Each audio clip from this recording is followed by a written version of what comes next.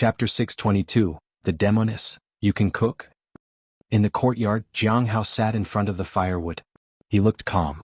He reached out and picked up the axe and started chopping the firewood. He used an ordinary person's strength. Snap. The firewood was split with a single strike, but he was calm and composed. He recalled the first time he had learned to chop firewood as his stepmother watched him. He didn't know why she was watching him. He had a massive number of tasks that he needed to fulfill, and she used to intentionally make things difficult for him. Snap. Another firewood split in half. Although he didn't like his stepmother, she did raise him well until he was 5. Snap. The firewood fell to the ground. Jianghu was calm as ever. He felt a peace of mind from deep within. For a moment Underster was as if he had returned in the time when he was 4 years old. He had been restless, impatient, and full of resentment toward his stepmother.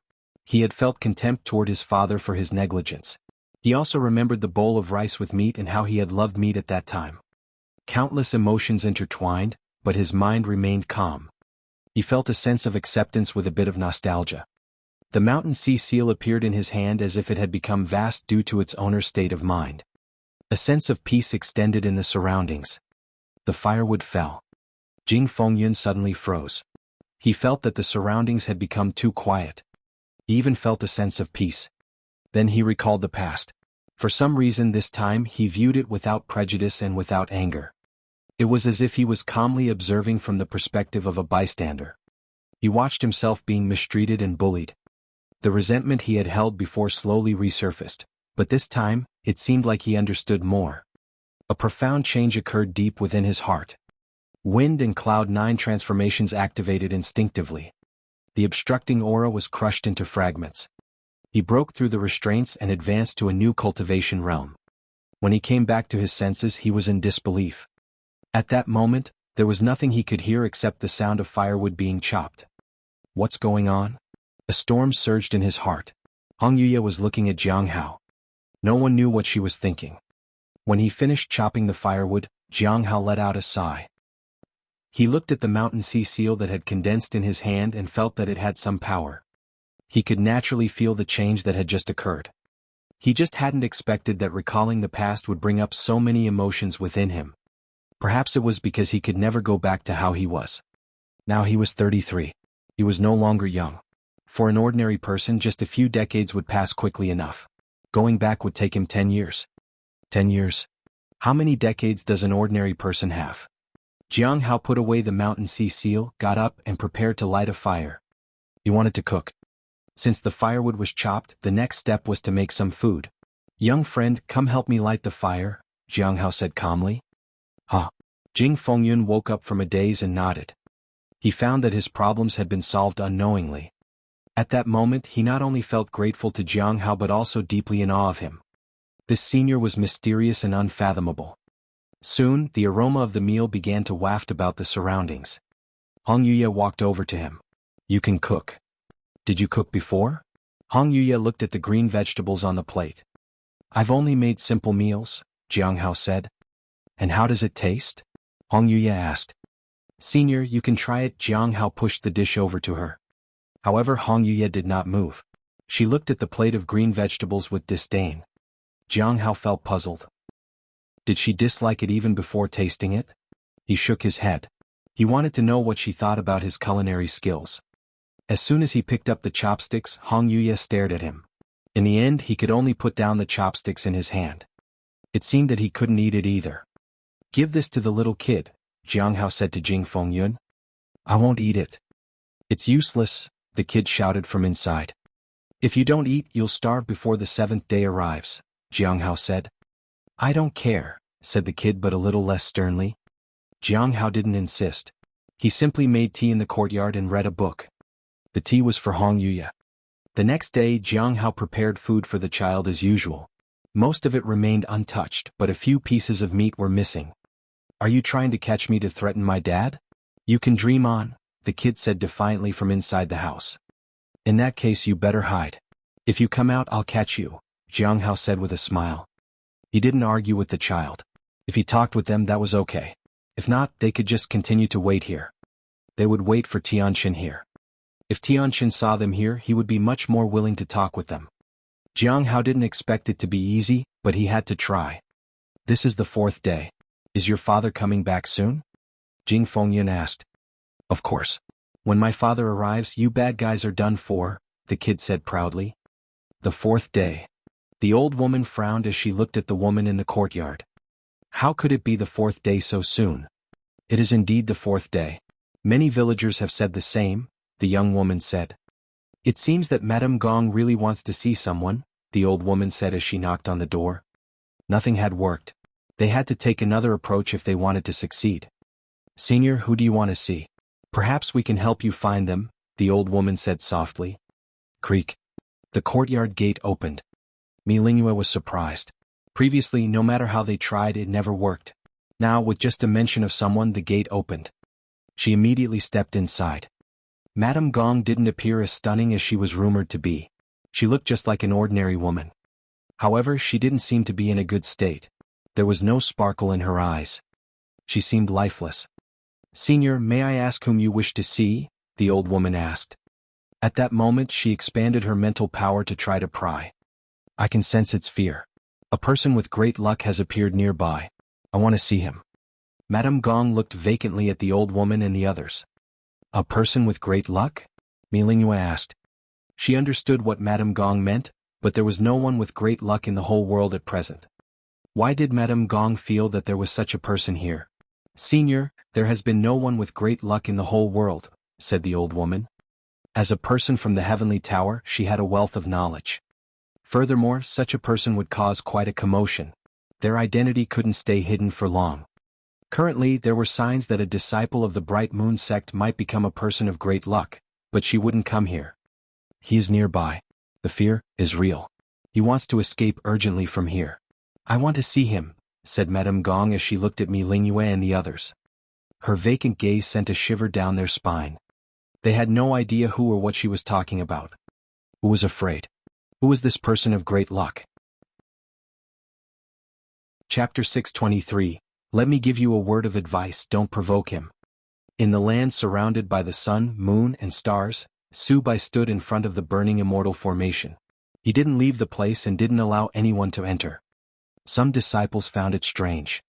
They didn't know what senior brother Su Bai was looking at, and they didn't even pay attention to the discoveries of the Yin and Yang formation. Senior brother Su Bai, we've made a major discovery. A young man came running over. A major discovery? Su Bai asked calmly. Junior brother Emo, you said the same thing last time. Haha. Emo Chuan scratched his head awkwardly. This time it's really a major discovery. We've discovered the grudge between the human emperor and the fallen immortal clan. There are many documents inside, and a few seniors compiled them to form a rough idea of what they all mean. The human emperor didn't end the fallen immortal clan deliberately. It was done out of necessity. Necessity? Su Bai was surprised. Yes. According to the records at that time, the human emperor faced many difficulties, and the land was in turmoil. It almost entered a dark age. How could the human emperor provoke the fallen immortal clan? Emo Chuan presented the documents and said, Senior brother Su Bai, take a look at these. All the documents record the human emperor's exhaustion. He was almost unable to continue fighting. The reason he had to take action was that the fallen immortal clan had created some forbidden item. Forbidden item? Su Bai was intrigued. It was difficult to detect and impossible to resist. On the day this entity took form, it consumed countless spiritual lives and shook all races. The immortals named the demon Nine Nether, said Emo Chuan with a shudder. What happened next? Su Bai asked. The appearance of Nine Nether disrupted all plans. The balance that the human emperor tried hard to maintain was shaken once again. It caused turmoil, said Emo Chuan as he flipped through the book and furrowed his brow. During the process, it's unclear what the human emperor did, but he united many races. He even roped in the Shenyuan clan and attacked the fallen immortal clan. In the end, they destroyed the essence of the immortal clan. That's how the fallen immortal clan fell. What about Nine Nether? Su Bai asked. Nine Nether? Emo Chuan flipped through the books. Let me find it. Should be here. Found it. After the turmoil subsided, the heavenly spirit tribe took Nine Nether away and sealed it in the endless deep sea to never see the light of the day again. The dragon clan sent true dragons to guard it. Overseas? Guarded by true dragons? Su Bai was astonished. He had never heard of true dragons being present overseas. It's been so long. I don't know if Nine Nether has been completely eradicated, Mo Chuan said. Subai thought for a long time. Is there more information? Nothing more. The rest is still being compiled. We don't know what abilities Nine Nether still possesses and we don't know its weaknesses. But something like this needs to be reported to the sect. It's best to send someone to confirm the situation. It would be a big problem if it were to come out, Mo Chuan said nervously. Subai just nodded and then asked him to continue investigating the matter. If there was any news he would come back to report. At the Chaos Stone Island, the courtyard gate closed, and the old woman and her companions were forcefully pushed out. The old woman looked displeased. She hadn't expected this to happen. This was completely different from what she had anticipated. Did someone enter the village early? Why is it the third day? The old woman was puzzled at first, but now she seemed to understand something. Someone or something had come to the 7-day village ahead of time. Otherwise it wouldn't be like this. However, when they entered, it was indeed the first time the 7-day village had opened. So, someone else might have triggered the opening of the 7-day village. A person of great luck. Mi Lingyue knew little about it, but she understood that there was a special individual here. It's impossible for someone to have great luck, said the young woman.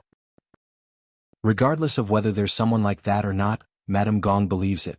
Even if this person isn't someone with great luck, he must still be someone special. We must find this person. Mi Lingyue looked at the others. Her tone of voice invited no question. She was a powerful individual after all. The young woman was puzzled. The old woman also felt something was strange with the person in front of her. There's no way to determine who this person is, said the old woman. 3 days ago the 7-day village started its activity, and at that time no one entered. This means that everyone on the island is suspicious. No. Not all, Mi Lingyue said seriously. 3 days ago was the day we arrived. At that time we were still on the road, but it was enough to make something here sense our presence. So this person must have been on the ship. Even if that's the case, there's no way to determine who it is. We need to certainty in the entire island. We ain't nave tnap muckin' time, said teeny young woman. Weren't you on the ship? Mi Lingyue asked. We weren't, the old woman said truthfully. If you were, you wouldn't say that, said Mi Lingyue. Why? The young girl asked. We must first find the unique and outstanding person that was on the ship. Mi Lingyue smiled. There must have been too many people. How can we be sure who it was? Even if we are sure, how do we get them to come here? Asked the young woman. Mi Lingyue smiled and then she walked outside. He's already here. At that moment, Mi Lingyue realized something. The heavenly tower was not united. The information was not shared with everyone. There must have been people from the heavenly tower on that ship, but these two women were clueless about someone as powerful as Smiling Sansheng. They knew nothing about him. It's obvious that the information wasn't shared. Have they arrived? The old woman thought of Jianghu and his two companions. However, no matter how she thought about it, she didn't see anything special about them. Moreover, they weren't the only ones being observed. The attention didn't linger too long on those three. Senior, are those 3 people really special? The young woman asked. You'll know if you invite them over. I can't really explain it to you. The biggest impression he left behind was of his unrestrained and unpredictable nature, Mi Lingyue said. She felt that Smiling Sansheng was terrifying, but she couldn't pinpoint exactly what the problem was. In any case, one must never provoke this person. That was certain. Let me give you a word of advice. Don't provoke him. Mi Lingyue's words stunned the old and the young woman, but they didn't say anything. Everyone came with a purpose in this place. As long as they could complete their mission, everything else could be put aside for now. At that moment, Jianghu was sitting at the table and reading a book. Jing Fengyun was busy cleaning the courtyard. Sometimes he stood watching the firewood and thought about how he could learn to be like Jianghu. He was amazed the first time he saw Jianghu chopping the firewood. Someone is here, young friend. Please make some tea, said Jianghu. Hong Yuye raised her eyebrows and looked at Jianghu. She was intrigued. Chapter 624, The Demoness, You Are Unlucky. Jing Fengyun set the teacups on the table and poured fresh tea. He didn't even want to think too much about Jianghu's instructions. He even chopped firewood with such purpose that everything else was redundant. Sure enough, 5 people approached from outside. It was Mi Lingyue and her group. They were surprised to see Jing Fengyun preparing tea. The host was indeed hospitable. But why were they lingering in this courtyard? Moreover, they sensed the aroma of food. They were puzzled about the purpose of the person in front of them. Would you like some tea? Jianghu made a welcoming gesture. These people had considerable strength and needed to be treated properly. Friend smiling Sansheng, you seem to be in a good mood. Mi Lingyue sat down. We came here mainly to seek your help. My help? Jianghu shook his head. I don't think there's anything that I can help with. He was not joking. These people were already at the top of the entire island in terms of strength and background. What he could do, they could do better. If there was something they couldn't do, Jianghu didn't think he would be of any use in that aspect. Friend Sansheng, please listen to us once. Perhaps you'll be interested too, said Mi Lingyue. The old woman sat down. She was stunned. Smiling Sansheng. Was the person in front of them really smiling Sansheng? She was sure they were deceived. However, Mi Lingyue seemed to admire this person. So, smiling Sansheng must have done something remarkable on the ship. She hadn't received any information regarding this. That meant that the information had been withheld from her deliberately. The fact that the people of Heavenly Tower did that meant that this person was indeed extraordinary. At that moment, she secretly communicated something as though she wanted someone to pry into this conversation. Please go on. Jianghu was also interested. Our intention was to find Madame Gong. She has something we want. In the past, it was difficult to meet her, but if we somehow met her, our goals might be closer. However, this time is different. Madame Gong seems to be waiting for someone, Mi Lingyue said. Waiting for someone? Jianghu asked. Who is she waiting for? She said it's a person with great luck, Mi Lingyue said. Jianghu frowned and shook his head. Is there such a person here? In his understanding, Chu Jie was most likely to become a person with great luck. However, she was still young and had a long way to go to achieve that. Madame Gong believes it. Mi Lingyue nodded. However, we think there might be a misunderstanding. Perhaps someone has an extraordinary background instead of great luck itself. And then? Jianghu put down the teacup. Why did you come to me? Because we came in here together. Madame Gong thinks that the special person is not from among us. There's a possibility that she might be referring to you, friend Sansheng, said Mi Lingyue. She was lying. She didn't tell him the whole truth, but that was fine for now. It was easy to arouse his interest. Jianghu was puzzled. Had Madame Gong really discovered him or Hong Yuye? Hong Yuye wasn't a person of great luck, but she was immensely powerful. There was the primordial heavenly blade, the heavenly fate misfortune pearl. Is there any benefit in meeting her? Jianghu asked. He was somewhat interested but didn't want to cause any trouble. Being able to detect a special aura meant that the person was quite formidable. Madame Gong is different from others. She was once one of the third master of the Heavenly Tower and possesses an extremely strong cultivation realm. Besides her treasure and inheritance, she knows far more than others. If she wants to meet you, it's impossible for us to know what that might entail, said the old woman. Jianghu turned to look at the old woman. Under the intertwining of her and the young woman's spirits, a strange spiritual eye appeared. It was staring at him. Truly devious. His words made the old woman and the others puzzled. Devious? They were quite polite. They hadn't tried to offend him in any way. Just as Mi Lingyue was about to speak, she suddenly felt a sense of divine pressure. Divine might. For a moment, the spiritual fire raged like a sea of fire. Mi Lingyue was shocked, and her two maids rushed to the front. However, the spiritual fire did not burn them. Instead, it went straight toward the old and the young woman. The two were astonished, but the attack was too sudden. They had no time to react. The flames began to burn, and the painful screams came from the void. In a breath, the spiritual fire dissipated. The old woman and the young woman looked at Jianghu with pale faces. How did he find out? When everything calmed down, Jianghu stood up. It's much better like this. Mi Lingyue was shocked. She had unknowingly brought along the troublemakers despite being cautious. Madame Gong, Jianghu didn't actually want to meet her. There were many reasons, but the most important one was that she seemed very strong. He turned to look at Hong Yuye. She looked indifferent. Let's go and find out why she wants to meet me. He was smiling Sansheng now, and the problems that arose had to be dealt with eventually. Otherwise it could lead to trouble. Leaving Jing Fengyun here, Jianghu let Mi Lingyue lead the way. As for the other two women, he didn't care about them. Any reasonable person wouldn't engage in a fight at this moment. Everyone had a purpose, and achieving that purpose was the top priority. Jing Fengyun watched everyone leave and sat somewhat nervously in front of the firewood. He wanted to try chopping wood. He might not be as skilled as the senior, but he just wanted to try. A while later, Jianghu appeared in front of Madame Gong's courtyard. He frowned when he saw her.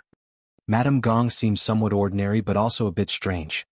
There was almost no aura on her, and her spiritual essence was completely silent. Jianghu would never believe that she was a living, breathing human being if he hadn't seen her. However, she wasn't dead either. He could sense her emotions. He looked at the woman beside him. Hong Yuye frowned slightly and met his gaze. "You're quite unlucky." Jianghu was puzzled.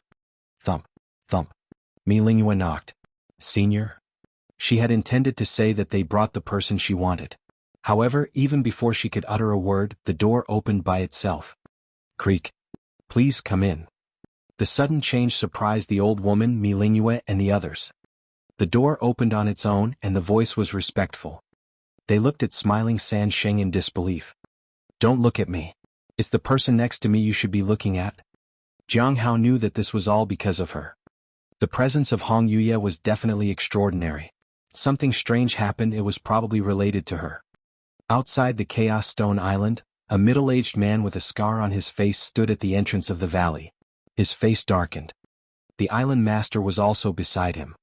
"According to my observation, it's already the 4th day. You can only enter on the 7th day." "I know." Tianqin looked at the entrance in anticipation and despair. Chapter 625. Let me show you something. Jianghu entered the courtyard gate first. This person must have sensed something. Jianghu didn't know what she had sensed. If he entered and found that her target was Hong Yuye, smiling San Sheng would be embarrassed. He didn't know if it would affect their mission. Once a legend is no longer a legend, fear disappears. Then, everyone would begin to think they could defeat him easily. A light breeze gently caressed the surroundings and caused Jianghu's clothes to sway. He stood confidently with his hands behind his back. After entering the courtyard, his divine senses activated instinctively. Something was peculiar in the surroundings. The Hong Ming Heart Sutra followed suit. The Mountain Sea seal appeared on the back of his hand. The sudden change left him shocked. What was it that could make his divine sense react so strongly? Since there was no obvious attack, he calmly walked into the courtyard and stared at Madame Gong. Madame Gong was dressed in splendid attire. She sat at the table with a look of pain on her face. Behind her, there was a pair of faint blood-red eyes which looked terrified. It emitted a chilling warning. In an instant, it disappeared, and the courtyard only had an ordinary woman seated at the table. Her vacant eyes gradually regained their liveliness. What was it? Jianghu looked at Hong Yuye in surprise. "Don't look at me. It just feels like bad luck." Hong Yuye adjusted her hair. Bad luck. Jianghu recalled and realized that it was indeed not a very friendly gaze. "What do you think is the unluckiest thing in the world?" Hong Yuye suddenly asked. "The unluckiest thing?" Jianghu thought for a moment. "The heavenly fate misfortune pearl?" He had never seen anything unluckier and more dangerous than that. It was truly a harbinger of death, and no living or non-living thing could escape its curse.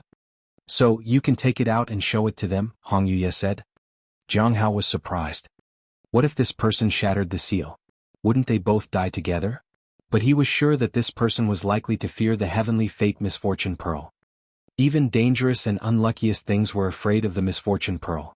In this regard, the heavenly fate misfortune pearl was unmatched. Great luck. Madame Gong looked at Jianghu in respect. Mi Lingyue and the others were shaken. Did they find the right person after all? But was the person in front of them really the one with great luck? It didn't seem possible. Even though Mi Lingyue was wary of San Sheng, she thought he was a far cry from being a person with great luck. When they heard Jianghu's response, they couldn't help but feel disappointed. "Senior, you've got the wrong person." Jianghu didn't think of himself as someone with great luck. The title of Great Luck Bearer was bestowed upon a recognized individual, and he was not recognized for anything. It attracted too much attention and brought too many troubles. However, Madame Gong didn't mind and stared at Jianghu with vacant eyes. It fears you." It. Jianghu was puzzled. Although he knew there was something unlucky here, he didn't know what it was specifically. Yes. It was on me and I found out about its existence. I tried to find it but I didn't expect it to hide inside me. It is trying to use me to escape. Madame Gong's vacant eyes gradually returned to normal. Her exhaustion was evident. I can't suppress it anymore. Please save me. What is it? Jianghu asked. It is. Madame Gong looked at Jianghu. Her voice was very soft. I'll come closer to listen. Jianghu stepped forward. As he got closer, Madame Gong's voice got clearer. It is. It is. At that moment, Madame Gong's eyes became vacant, and something sinister appeared. Suddenly, Jianghu interrupted her. Wait. Madame Gong instinctively paused. Jianghu smiled softly. Let me show you something first. As he spoke, he took out a purple pearl. His fingers slowly unfolded. Madame Gong, who was puzzled, was stunned when she saw the pearl. Then she grimaced. A piercing cry of fear resounded. Madame Gong tried to distance herself and attempted to escape from this place. However, she couldn't escape from the courtyard. Jianghu held the heavenly fate misfortune pearl and looked at the panicked Madame Gong. He understood that she was no longer Madame Gong at this moment. She had become the creature. He restrained himself from appraising her because Hong Yuye was present. After a bit of panic, the thing seemed to calm down. The old woman and the others had no idea what had just happened. All they felt was that Jianghu had taken something out and then Madame Gong started to flee. At that moment, Jianghu felt strange as he looked at Madame Gong. He was sure that something had possessed Madame Gong's body, but he didn't know how to ease her state. However, the ominous thing seemed to resonate with the divine sense. In order to ensure a smooth meeting with Tianqin in the future, he needed to do something. After thinking for a moment, he approached Madame Gong. The heavenly fate misfortune pearl had been in his hand all along, and it seemed to be effectively suppressing the other party. He immediately extended his hand and activated the universe in a palm technique. He wanted to try and seal the opponent's soul. The next moment, purple energy spread and invaded Madame Gong's body. It's working. Soon Jianghu felt the creature struggle, and the mountain sea seal appeared. This time the other party became much more obedient. In a few breaths, the purple energy started to return to his palm. Initially, Jianghu thought he would see Madame Gong's soul, but when he looked closely, it turned out to be a distorted figure. It kept banging against the seal. Jianghu placed the heavenly fate misfortune pearl beside it. You're so lively. Here, meet your playmate. The other party calmed down as soon as the heavenly fate misfortune pearl appeared. Jianghu was surprised. What on earth was this? He looked at Hong Yuye. You can ask the person involved, Hong Yuye said. The person involved? Jianghu looked at Madame Gong, who was now completely lifeless. Jianghu looked back at Hong Yuye, but she just gave him a mocking look. Jianghu's knowledge was quite limited on this. He turned to Mi Lingyue and her others. Seems like Madame Gong is dead, he said. Mi Lingyue was speechless. What exactly had happened just now? For some reason, when Sanxing showed something to the other party, she had a strange sense of déjà vu. Eleni old woman just what nekel Ivyam Gong. Sni was silent. Seeing that they had nothing more to say, Jianghu turned and left. Although he found the situation strange, he had to leave it at that. Fortunately, it didn't affect his original plan. Once Jianghu left, Mi Lingyue looked at the old woman. Why aren't you leaving, senior? Why don't you leave first, little girl? The old woman said. Senior seems to be injured, so it's only right for me to stay and help take care of things. Ha. The old woman didn't say anything more. Mi Lingyue didn't know exactly what the old woman was planning, but her intuition told her that there might be more changes in the future. And these changes were likely to come on the 7th day. Chapter 626, The 7th Day. Back in the courtyard, Jianghu took out 2 pearls to examine them. He was eager to appraise them. Unfortunately, Hong Yuye had been with him. He needed to figure out a way to go outside to determine the level of danger this thing posed. If it was too dangerous, it should stay here. He already had a heavenly fate misfortune pearl, and adding another unidentified dangerous item would cause too many problems, especially since the other party didn't seem very honest and showed signs of breaking the seal at any moment. He condensed the mountain sea seal and reinforced the seal with universe in a palm. At that point, Jing Fengyun had already sent food to the little boy, who stubbornly refused to eat. In the evening he changed his mind.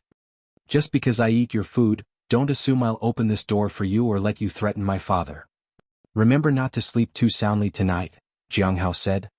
Why? The little boy was nervous. Because I'm going to sleep, and if you sleep too soundly, you might have a thief at your house, Jianghu said casually. The kid seemed both angry and relieved. Jianghu smiled and walked over to pour a cup of tea for Hong Yuya. He intended to show her what he had found out today. However, she rejected them as soon as he took them out. Jianghu also asked Jing Fengyun about Madame Gong's situation, but Jing Fengyun knew very little about it. As for the situation in the 7-day village, there was almost no information. Now they could only wait for Tianqin to arrive and learn more from him. On the 5th day the weather was clear. Jianghu went to the door and knocked lightly. What is it? The voice from behind the door sounded a bit nervous. It's time for breakfast, Jianghu said. Creak. The door was opened and the little boy was about to come out. However, as soon as he saw Jianghu, he froze. Their eyes met and they stared at each other in shock. Then there was a scream. Bang. The door banged shut. What kind of sorcery did you use? Asked the little boy from inside. A very frightening one, Jianghu said. After a brief chat with the little boy, he asked Jing Fengyun to prepare a meal for him. In the past few days, Jianghu had not eaten a single bite, not because he didn't want to, but mainly because Hong Yuya didn't allow it. My father will be back soon, and you'll be in big trouble if you don't leave, the little boy said loudly. Jianghu had gone out for a walk that day. He noticed that many people were talking about the 5th day. In other words, everyone was waiting for the 7th day to arrive. Jianghu found it strange, but when he asked Hong Yuya, she didn't have an answer. On the 6th day it was partly cloudy. In the early morning Jianghu sat at the door and knocked twice. What is it? Said the sleepy voice of a child. Your father is coming back tomorrow? Jianghu asked. Of course, and when he comes back you bad people will be in big trouble, the little boy said proudly. How old are you this year? Jianghu asked. I'm 9 years old, the little boy said. Where's your mother? Jianghu asked. She went out, but my father will come back soon. My mother will return the day after, the little boy said with confidence. Jianghu remained silent for a moment. Wouldn't you like to come out for some fresh air? Tomorrow we're going to get a scolding from your father. Won't you want to watch? That's your own fault. You should have run away, the little boy said. Jianghu smiled and didn't say anything. At mealtime he would exchange a few words with the little boy. Uncle, why do you want to be a bad person this badly? The little boy asked. Why? The child's question stumped Jianghu. Yeah, why become a bad person? Isn't it better to be a good person? The little boy asked. You get bullied when you're good. Jianghu didn't say it aloud. There was no place for good people in the Heavenly Note sect. He could only struggle to survive. It wasn't that he wanted to be a member of a demonic sect. It was just that he couldn't adapt to life in another way.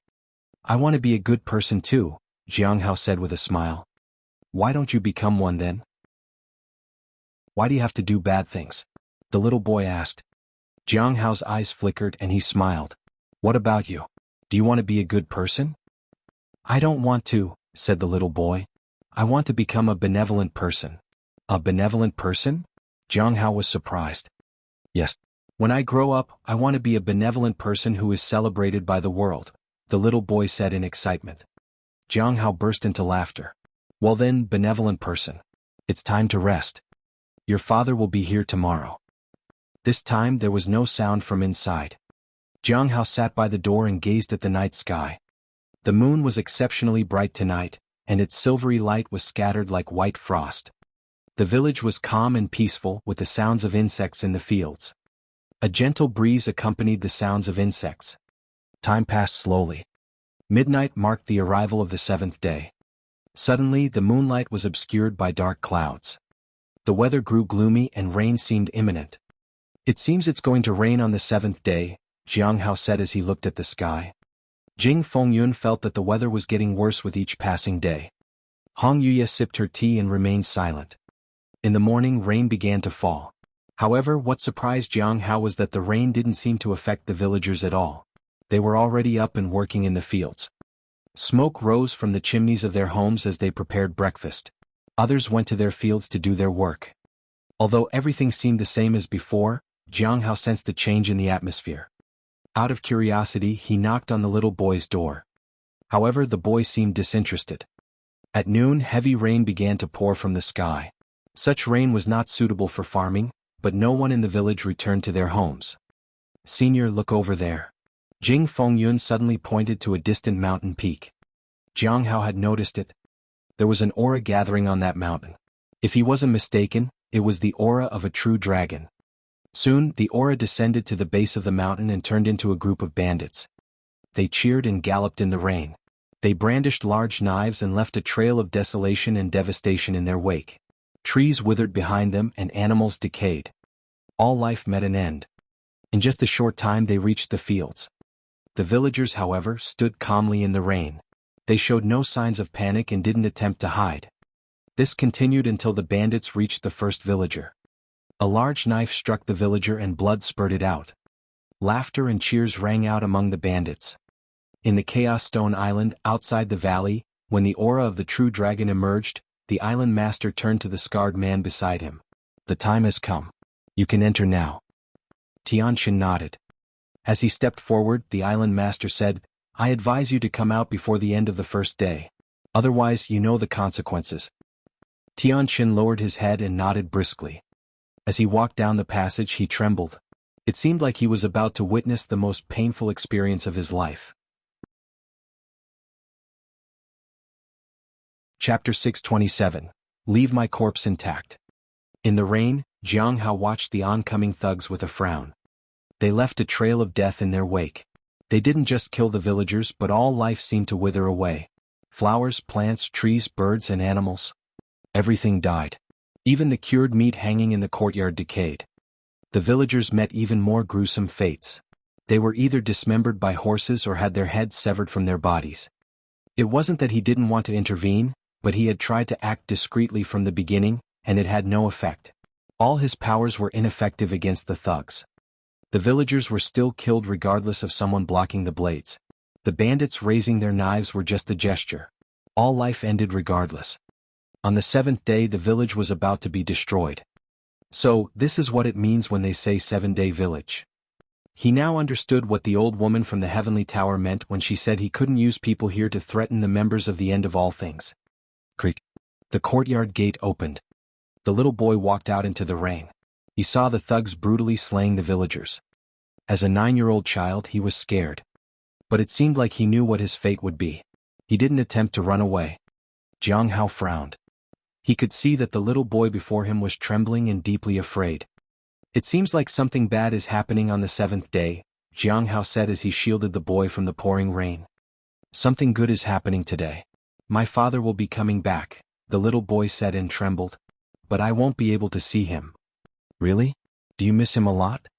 Jianghu asked. "Yes." The little boy nodded.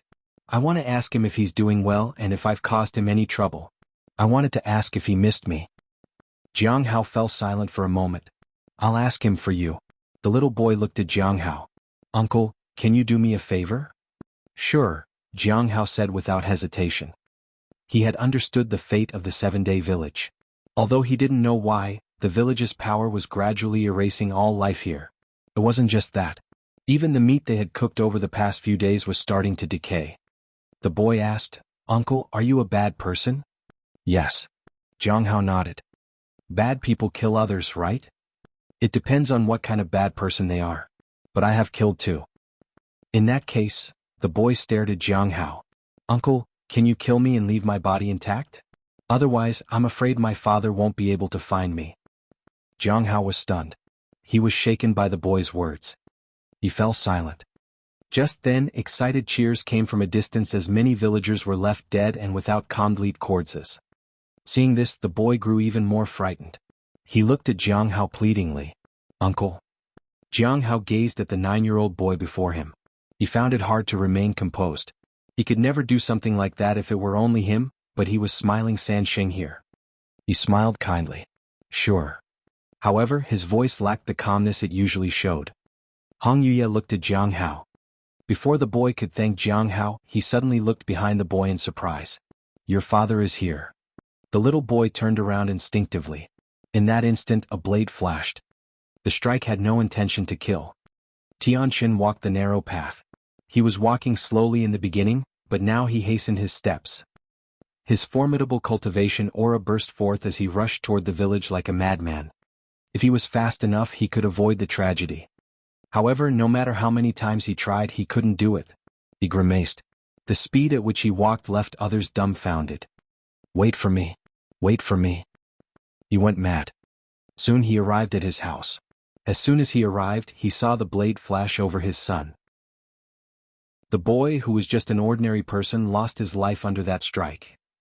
With a thud, his body fell to the ground. Tianqin lost his sanity.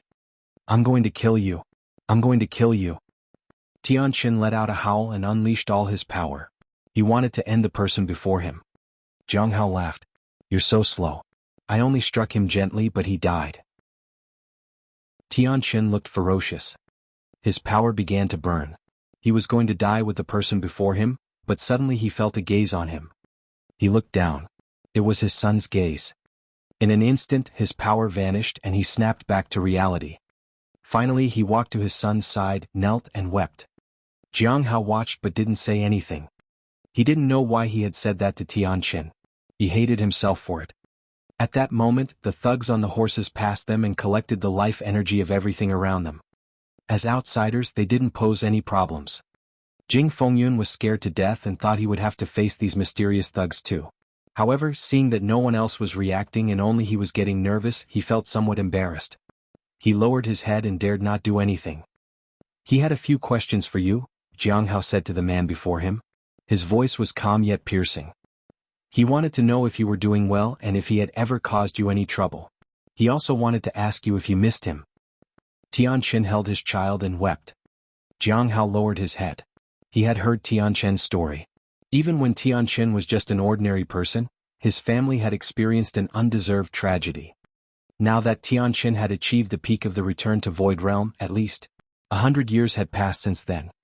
A dead 9-year-old would still stay as a 9-year-old child in 100 years. He should have understood it a long time ago. The resurrection had just frozen the dead loved ones at a certain time. The person he sought had appeared, but Jianghu had no intention of asking any questions.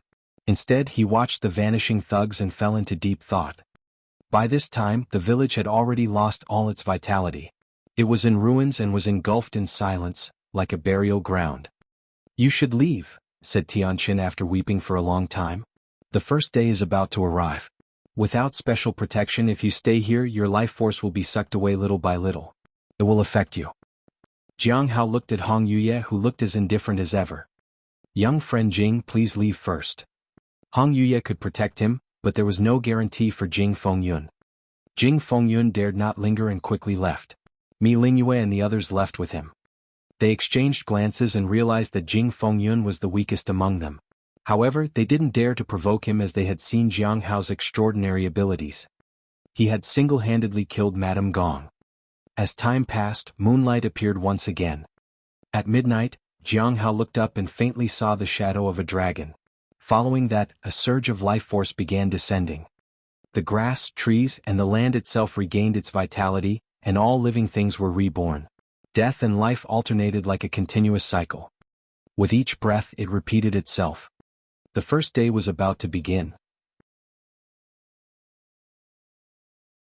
Chapter 628. I didn't kill him, she did. Life and vitality descended upon the land. The bloodstains that had once stained the village began to vanish, and even the corpses gradually turned into faint glimmers. The light flew toward the houses and reassembled into people. The young boy in Tianqin's arms also came alive. His body dissolved and reformed. When he reappeared, he was still in Tianqin's arms, but he had regained his breath. What was once dead was alive once again. Jianghu couldn't help but sigh. Today wasn't the 8th day. It was the first day. The meat in the courtyard had returned to freshness, and the vegetables planted in the ground were teeming with life. So, that's why she wouldn't let me eat it. Everything here ultimately decayed. Tianqin carried the child back into the house. Jianghu didn't rush. He made tea for Hong Yuye instead.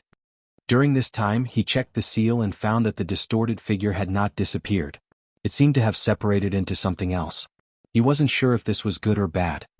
After a while, Tianqin came out of the house. Smiling San Sheng. "You know me?" Jianghu said. The island master mentioned you. He said you killed the chief guard. Tianqin stared at Jianghu. And, you think I didn't? Jianghu asked with a smile. It doesn't seem like it, Tianqin said honestly. Indeed I didn't. Jianghu shrugged. Then who did it? She did. Jianghu glanced at Hong Yuya. She looked at him mockingly. Jianghu was speechless. He performed his role too well and he was getting carried away. Tianqin felt that this person was just playing with him. The woman in front of him was the least likely person to have killed the chief guard. What is your purpose for coming here? He asked. To find your son and have a conversation with you through him, Jianghu said honestly. And then? Then. I was planning to do what you saw me do. Kill him. Tianqin lowered his head. Finally he sighed. What do you want to know? He could understand some things better than the person in front of him, and he knew the meaning behind that single strike. Do you know about the stone tablets? Jianghu asked. I do. Tianqin nodded. The end of all things once gave several of those to the Great Thousand God sect. I'm not sure of their exact use. Wasn't it you who provided them? Jianghu asked. No. It wasn't me, Tianqin shook his head. It said that these things are extraordinary. Given my cultivation realm, just knowing about them is already good enough. I thought it was you who handled them. Jianghu chuckled. More or less. But I don't know who created them, Tianqin said. I heard you were very interested in the southern region, Jianghu said. The southern region?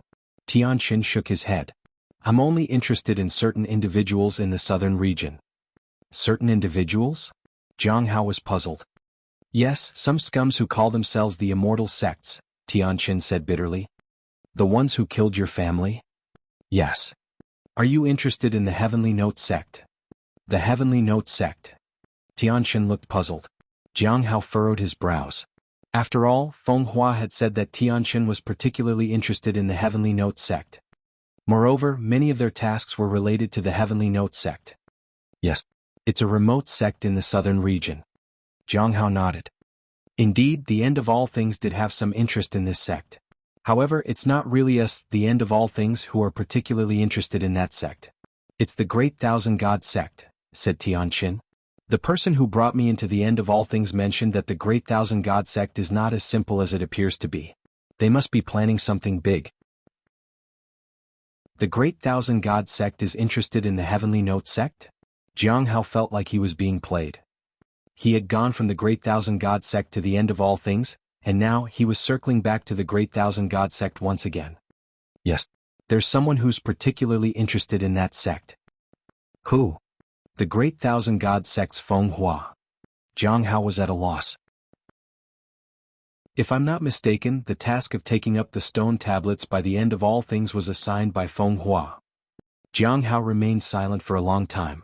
Are they targeting particular objects or regions or something? I don't know, Tianqin shook his head. Do you know who was in contact with Feng Hua? Jianghu asked. Tianqin didn't hesitate. One of the 12 Heaven Kings. King Tamushio. Tamushio. Jianghu frowned. Then he took out a book. As expected, he found the information there. One of the 12 Heaven Kings. Tamushio is most likely one of the core members of the End of All Things. This information was quite accurate. It was provided by Senior Dan Yuan, and Jianghu had jotted it down. He continued reading the next sentence. It is rumored that a core member of the End of All Things entered the depths of the sea fog and has not returned. Is that true? I'm not sure about that, but it is true that the End of All Things is without a leader right now. This information was given to me by the one who brought me into the End of All Things, Tianqin said. Jianghu nodded and put the book away. What kind of person is Feng Hua? Tianqin thought for a long time. He has countless avatars. It's difficult to find his true body. He is very adept at manipulating people. Oh. Jianghu was quite surprised. What's his cultivation realm? Tianqin furrowed his brows. All sources indicate that Feng Hua isn't very powerful. At most, he might be in the early stage of the Immortal Ascension platform. So, it's certain that he's adept at hiding himself. However, he must be a dangerous person. Anyone who can directly meet the Heaven King indicates that they're not that simple. Jianghu nodded and found that Tianqin was very cooperative and easy to talk to, which was different from what he had expected. He thought it would be difficult to obtain information from him. but he was answering every question without hesitation. He was even more cooperative than King Hai Luo. It made Jianghu wonder whether Tianqin was lying to him or had some kind of hidden agenda. Unfortunately, he couldn't appraise him here. "Do you want to know anything else?" Tianqin asked. Jianghu was speechless. The person was willing to answer even more questions. "Tell me about the 7-day village." Jianghu raised his head. "Do you know what just caused this place to recover?" "I don't know." Tianqin shook his head. "Someone told me that this place is beyond my comprehension and there's no need to try to understand it. It seems that he doesn't know that a real dragon is present here." Jianghu had sensed the aura of a real dragon and even vaguely saw its form. "Have you ever considered letting it go?" Jianghu suddenly asked. Tianqin looked sorrowful for a moment. Then he shook his head. He didn't give a reason or elaborate on it. "Is there any other hope?" Jianghu asked. Tianqin fell silent. "Perhaps when I become stronger, there might be." Tianqin was consoling himself. Jianghu understood what he meant by those words. Chapter 629. Uncle, aren't you married yet? Time passed quickly and Jianghu seemed a bit dazed. The sky was already starting to brighten. When did the 7-day village appear? He looked at Tianqin. At that moment, Tianqin was making a fire and cooking. He was waiting for his son to wake up. It was a very long time ago. The villagers here are mostly families of the members of the end of all things. We can only enter on the 7th day. We can never truly meet. It doesn't matter how fast we are or how hard we try. The only thing we can do is stay until the first day starts again, Tianqin said absent-mindedly while tending to the fire. "Isn't that cruel?" Jianghu asked. "That's why others don't come here anymore, but they all care about the Chaos Stone Island, and there are some powerful figures among them. So the island master allows them to visit," Tianqin said. "What if I were to kill the island master and the others?" Jianghu asked calmly. "If you kill them, others will come and take their place. There's no shortage of people like them." Jianghu didn't pay much attention to it. "Have you ever thought about starting over?" Tianqin's hand paused. He then shook his head and smiled. "We can't go back." "Are you really interested in the end of all things?" Jianghu asked. He never really got to talk with someone from the end of all things. He had so many questions. "I'm not really interested," Tianqin said honestly. "I just want to kill the people that I want dead. I'm not interested in anything else. But I will also do things for the end of all things anyway. In the world of cultivation, there's no such thing as innocent or guilty." "What about ordinary people?" Jianghu asked. "If a lot of people die as a casualty, I wouldn't care," Tianqin said solemnly. "I have become the person I hate the most in this journey. I understand why those people don't care about the life and death of my entire family. Nobody cares. The only ones who care are the ones suffering." Jianghu fell silent. After some time he asked more about the end of all things, but he didn't receive any concrete information, only some vague details. However, he obtained a way to access the end of all things secret code. It was regularly updated. The advantage was that he could truly become a member of the end of all things in the future. The disadvantage was that by using this identity he might be noticed by Tianqin if he came into contact with him. Tianqin didn't have much information, but he knew that Feng Hua had taken over the stone tablet and that King Taomushio was involved. Both of them seemed powerful, and Jianghu wasn't sure if he could postpone the mission. However, there was one thing he couldn't ignore. Feng Hua had played him. As smiling Sansheng, he couldn't let this slide. The first thing he had to do when he got back was to kill Hai Ming as a warning. It would be even better if he could somehow hurt Feng Hua. Only then could they communicate on equal terms. Now, it was a matter of whether he could make new discoveries as there wasn't much information at the gathering. It seemed he would have to find unconventional methods. Jianghu thought of leaving, but at that moment the door suddenly opened and the young boy walked out. He was dressed in ordinary clothes and looked like he had just woken up. His hair was messy and his aura hadn't changed at all. Even the surprise and worry in his eyes when he saw Jianghu were the same as when they first met. The boy was about to warn his father when Tianqin said, "Don't worry about it. It's all right." The young boy brightened up and ran over. "Where's my mother?" The boy glanced at Jianghu occasionally. However, he didn't seem as scared as before. "She'll be back soon," Tianqin said with a smile. "Let's have breakfast first." Jianghu watched the young boy eat. After a while, Tianqin cleaned the dishes and went to wash them. Jianghu didn't understand why he was so calm. "Uncle, are you very close to my dad?" the young boy asked. "Not really," Jianghu said. "Do you know my mother?" the young boy asked in a hushed voice. Jianghu shook his head. "I don't know her." "I thought so. My mother said my dad cares about her a lot. He treats her like a precious treasure. I just don't know why he's letting her go out alone now," the young boy said. "Really? Maybe she's visiting relatives so he's at ease," Jianghu said with a smile. "Do you like Auntie too?" the young boy suddenly asked. Huh? Jianghu was a bit puzzled. "That auntie?" The young boy looked at Hong Yuya. Jianghu was speechless. "Children say the most ridiculous things," he said hurriedly. Hong Yuya had been drinking tea. She set her teacup down. She glanced at the young boy and then back at Jianghu. A faint undercurrent seemed to be lurking in the gentle breeze. It was ready to surge at any moment. The young boy looked at Jianghu with wide eyes. He was confused. "Aren't you two married yet?" asked the boy. Jianghu sighed inwardly. This child wasn't as well behaved as Shaoli. He had to change the topic of this conversation. "Do you have dreams for the future?" "Dreams?" The young boy glanced at his busy father and nodded. "Yes." "What do you dream of?" Jianghu asked. The young boy smiled warmly and said, "When I grow up, I want to be a great and kind person. I want to be someone whom others look up to." Jianghu was stunned. After hesitating for a while, he asked a question he had never asked before. "What's your name?" "Yangchu. My mother named me. She's very knowledgeable and she said I'd bring hope like the morning sun in the future," the young boy said. "Indeed." Jianghu nodded and smiled. Some people get to live their lives, no matter how bitter or melancholic they may be. Others don't even get to start, despite having bright dreams for the future. "I have to go now," Jianghu said as he got up to leave. "Uncle," the young boy said. "You are a good person, right?" Jianghu laughed. He bid the child goodbye and left. He had asked all he wanted to ask Tianqin. Now he had some questions for Madame Gong. In theory she should be able to survive and possibly gain her freedom. Tianqin also knew very little about her. He only knew that she suddenly arrived one day and decided to stay. Since she hadn't caused any trouble, no one questioned her presence. As for Madame Gong's condition, Tianqin knew nothing about it, so he couldn't inquire about the twisted figure. On his way, Jianghu had wanted to ask the young boy about his future, but when he met Hong Yuye's gaze, he didn't bring it up. It was a strange look.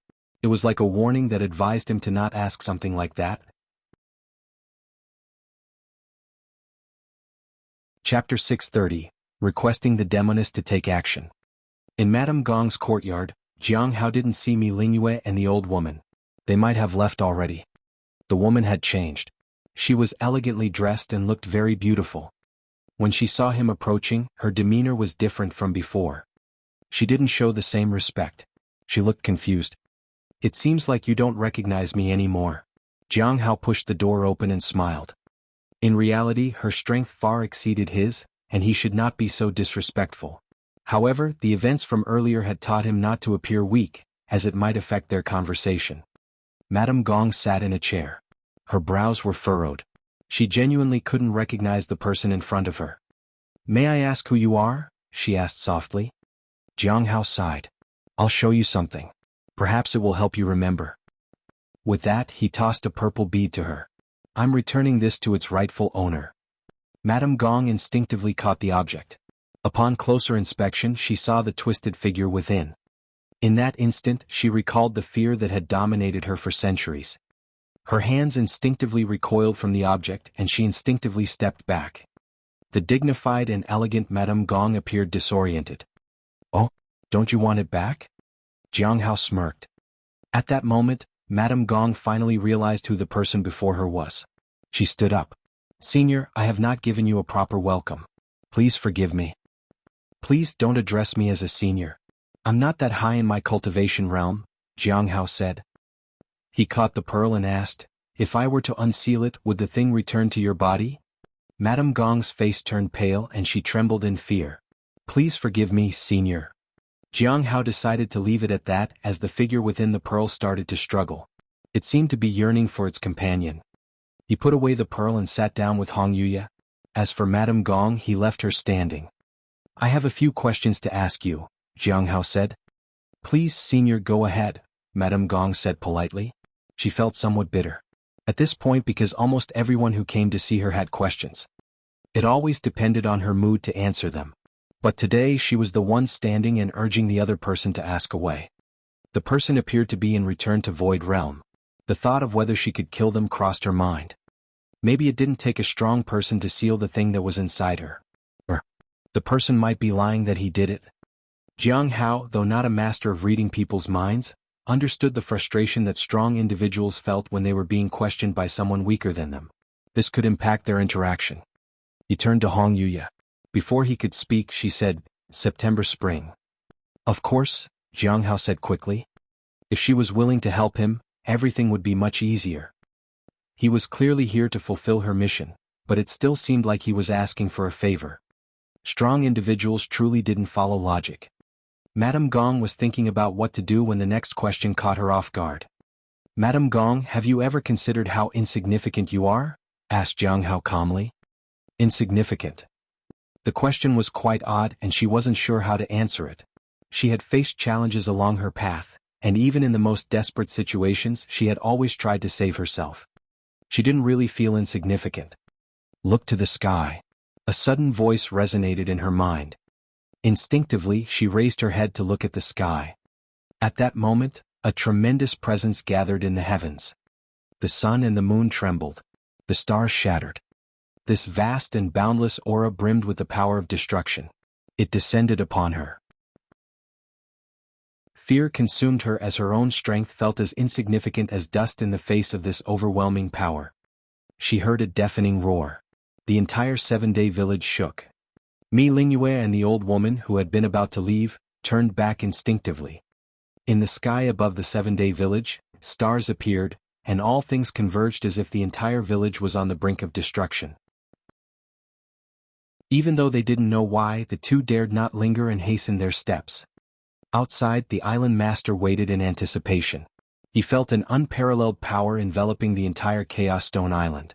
The terrifying feeling made him shiver. Next to him, Jing Fengyun trembled in fear. Further away, the sea surged and a storm approached. Everyone looked around with a sense of dread. The man who had given Jianghu 2,000 spirit stones watched all of this unfold. He thought of smiling Sansheng. Inside the 7-day village, Madame Gong experienced the most profound thing of all. Even before the aura reached her, she couldn't endure it any longer. She fell to the ground. She was overwhelmed by the powerful force. Please forgive me," she pleaded in a trembling voice. Fear, dread, despair, and regret. All sorts of emotions overwhelmed her. "May I ask you a few questions now?" Jianghu asked politely. He was respectful toward her. "I will tell you everything I know, senior," said Madame Gong in fear. In the next moment, the aura vanished. Madame Gong kept her head bowed and dared not raise it. This time she finally understood the power it took to take the creature away from her. Jianghu looked at Hong Yuya. He had just witnessed her aura that had almost destroyed the entire 7-day village. Was the commotion a bit too loud? "Pour the tea," Hong Yuya said. Jianghu didn't hesitate. He couldn't help but wonder if such a massive aura was needed to intimidate Madame Gong. He brushed the thoughts aside and asked his questions. "How much do you know about Heavenly King Tamu Xiao as a member of the End of All Things?" Jianghu asked. "Heavenly King Tamu?" Madame Gong was surprised by this question. She thought he would ask about some major secrets. Tamu Xiao became a heavenly king after joining the End of All Things. Although he's one of the members, he has his own ideals and doesn't care about whether his actions align with the organization's interests. The reason he joined the End of All Things was that he was harassed by fellow villagers when he was an ordinary person. His wife and children died as a result. After he joined a sect, he was harassed by his fellow disciples, and his partner also died because of him. When he joined overseas forces, he faced harassment again and his beloved died for him. After that, his feelings changed dramatically and he began to kill on a grand scale. He joined the End of All Things and countless people died at his hands. He wanted to judge all the evil he suffered and his verdict was just one thing: death. Later he successfully competed for the position of Heavenly King, and his killings continued. The sea domain under his jurisdiction turned red overnight, and he killed many members of the End of All Things as well. Heavenly King. Tamu is also known as the Judgment Heavenly King. He cannot tolerate harassment and is a very radical person.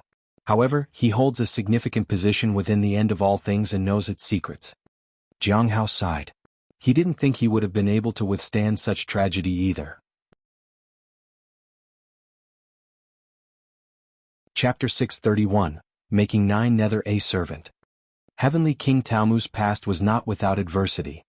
Becoming a member of the end of all things was not unexpected, but what was surprising was that even after becoming a heavenly king, his thoughts hadn't changed.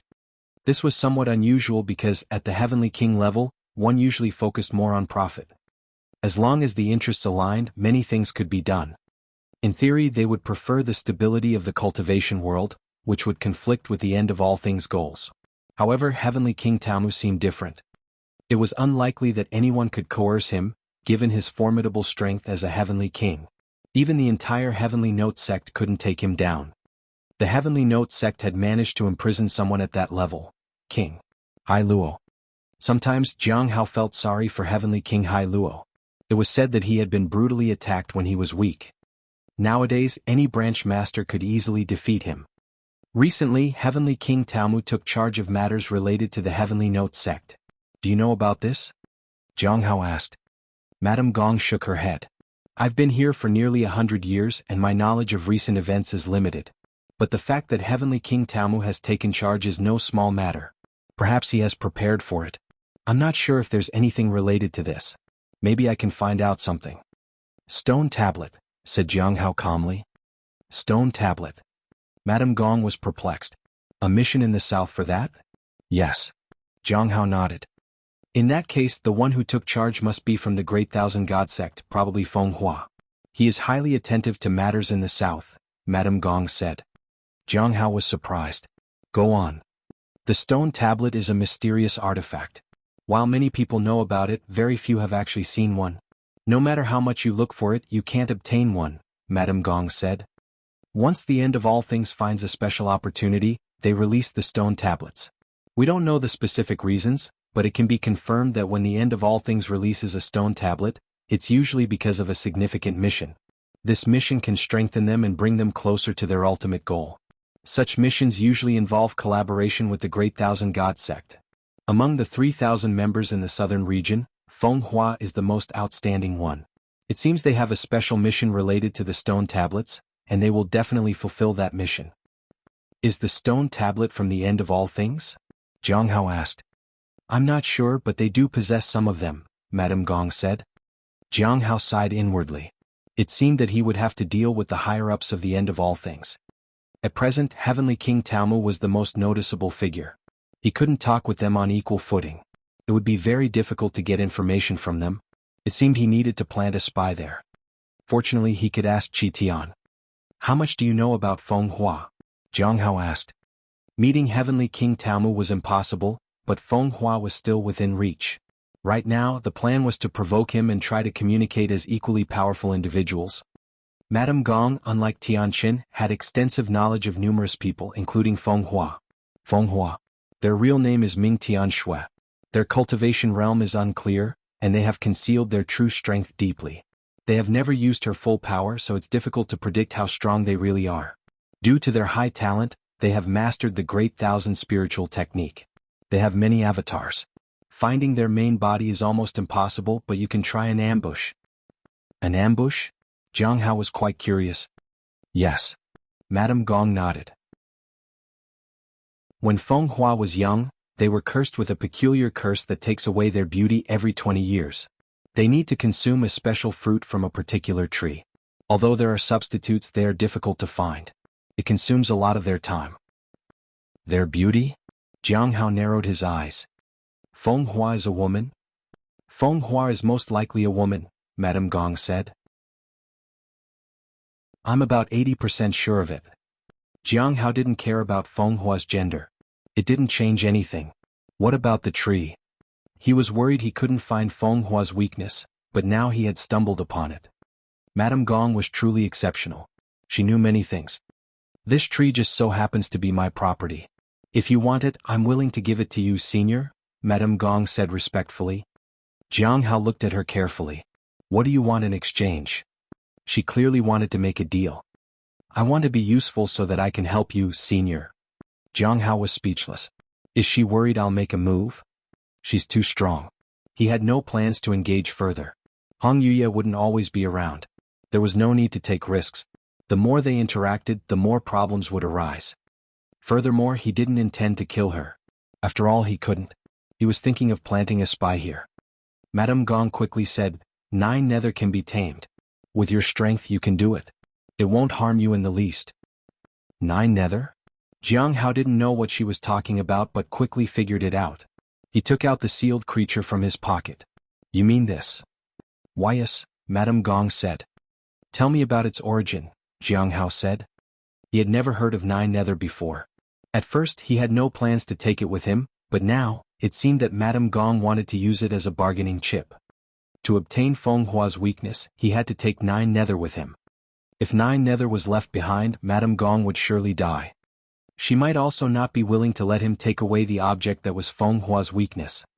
Jianghu wondered if he had made it too obvious that information about Feng Hua was too important to him. He wasn't sure what to do, but he wanted to start by understanding 9 nether's origin. With the Heavenly Fate Misfortune Pearl with him, he might actually be able to take it away. 9 nether is a powerful ghost created by many powerful races in ancient times. It feeds on the spirit and can possess all living creatures. It's difficult to remove and is lethal. It can strike unexpectedly. It could become a rare type of servant or underling if used well, said Madame Gong. How strong is it? Jianghu asked. Something that can detect the Heavenly Fate Misfortune Pearl was definitely not weak. It is strong enough to wipe out a whole clan in one night, said Madame Gong. Jianghu was speechless. Wipe out a whole clan in one night. He couldn't control something like that. How could Madame Gong withstand something like that for such a long time? Had the creature become weaker? He thought about Madame Gong's sudden arrival in this place. You were unable to control it, so you came here to seek the help of the true dragon?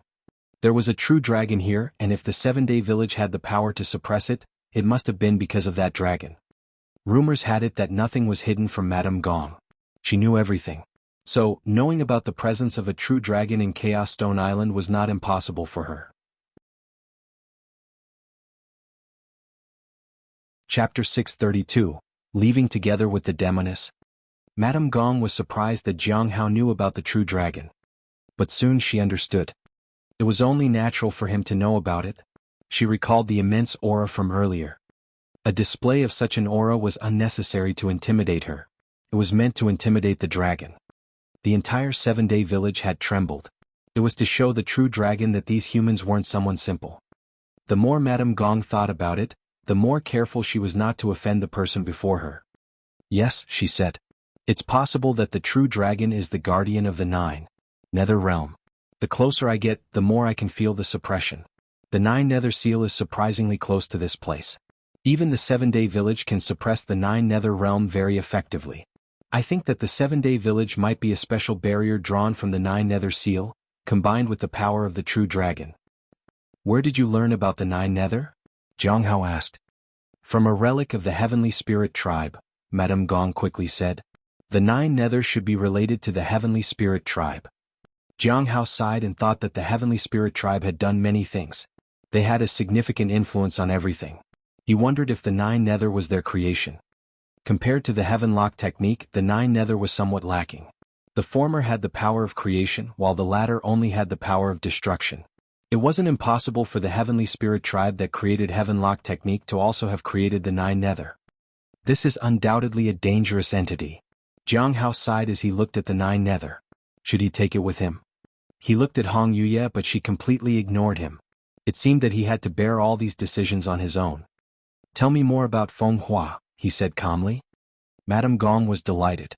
She believed that someone of his strength wouldn't play tricks on her, and she didn't dare to haggle further. She promptly took out an old token. This is the residence of Feng Hua on the ancient spirit island.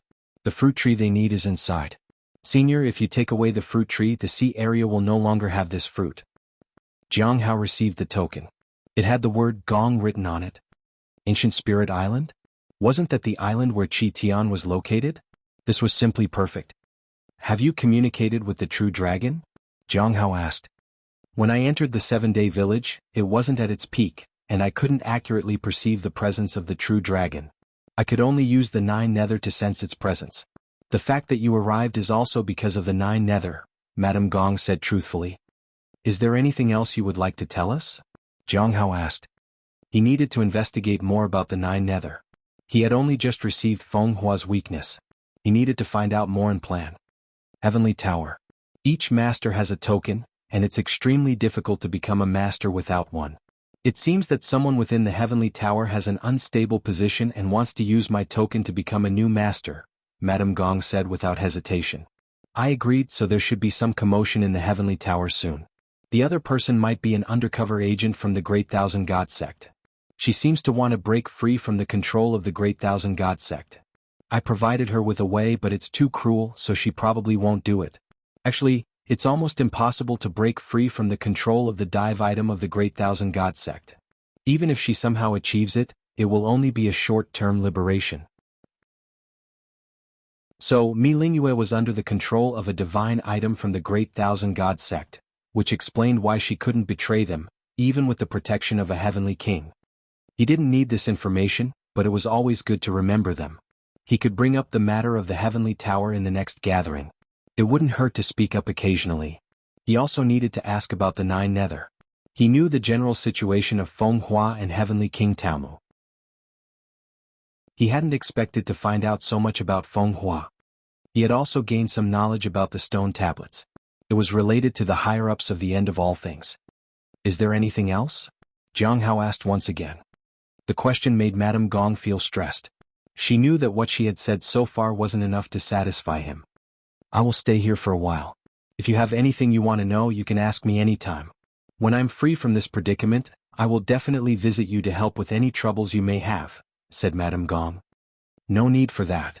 Jianghu shook his head. She was too powerful, and he didn't want to create any trouble for himself.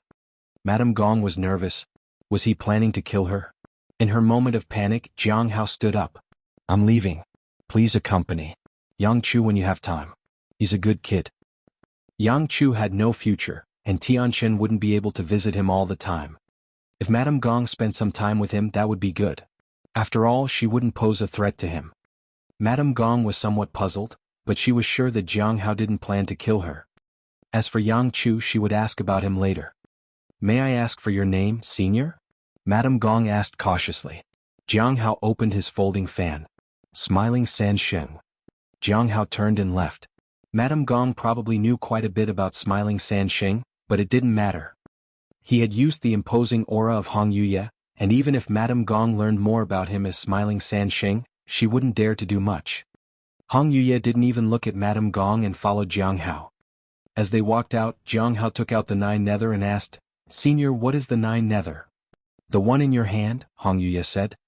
Is it dangerous for me to have this considering my current strength? Jianghu asked. Is the Heavenly Fate Misfortune Pearl dangerous for you? Hong Yuye asked. Jianghu shook his head. It wasn't dangerous, but the 9 nether was more active than the Heavenly Fate Misfortune Pearl. In the end, he decided to take it with him. If he released this thing, he would likely face death. Aren't you planning to tame it, senior? Jianghu asked. He hadn't thought about it, but he understood the implications. Would he dare to use the 9 nether as a servant? Hong Yuye said, It's bad luck. Before leaving, he glanced at the 7-day village. If he wanted to meet the true dragon, this place was probably the most suitable one, but the opponent was too powerful, so it was better not to meet it right now. Knowing about its existence was sufficient. Senior, if the true dragon leaves, will the 7-day village still exist? Jianghu asked. It will, Hong Yuye said. Jianghu breathed a sigh of relief. This way, he could sell the information about the true dragon and exchange it for more information during the gathering. Shall we head directly to Ancient Spirit Island? Jianghu asked. Hong Yuye just looked at him and remained silent. The answer was clear. She left the decision to Jianghu. In that case, let's go. Jianghu extended his hand. They didn't need a ship to leave this place, but if he wanted to leave with the woman in front of him, he had to take her hand. She placed her hand in his outstretched palm. As he felt the slightly cold touch of her hand, Jianghu established a connection with the golden ring he had planted in the 9 falling island. By the time they walked out of the 7-day village, the connection had been established. The two of them, amidst the gaze of onlookers, joined hands and disappeared at the exit of the valley. Chapter 633, Smiling Sansheng is out. Something strange happened in the 7-day village. The island master and others waited outside. Though they were somewhat worried, it was their duty and they couldn't move from their post. Jing Fengyun, Mi Lingyue and 3 others were all there. They all watched the exit to see if Smiling Sansheng would come out of the village. They all kept a distance from each other and silently waited. 2 figures emerged from the exit. They were walking side by side. This surprised everyone. It was Smiling Sansheng. He appeared scholarly. He was fanning himself. The words, "unrivaled in the world," flashed on his fan. At first, they thought of going up to greet him, but without any warning, he and the woman with him disappeared. He had nodded briskly before he vanished. It was a farewell.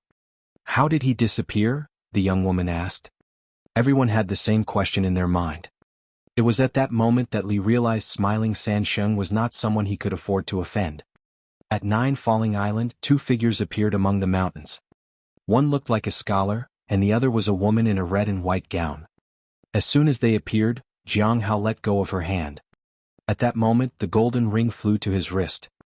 He planned to go to Ancient Spirit Island first and then return to Chaos Stone Island. After all, he still needed to find Ran Hui and ask him if he and his wife had made their choice.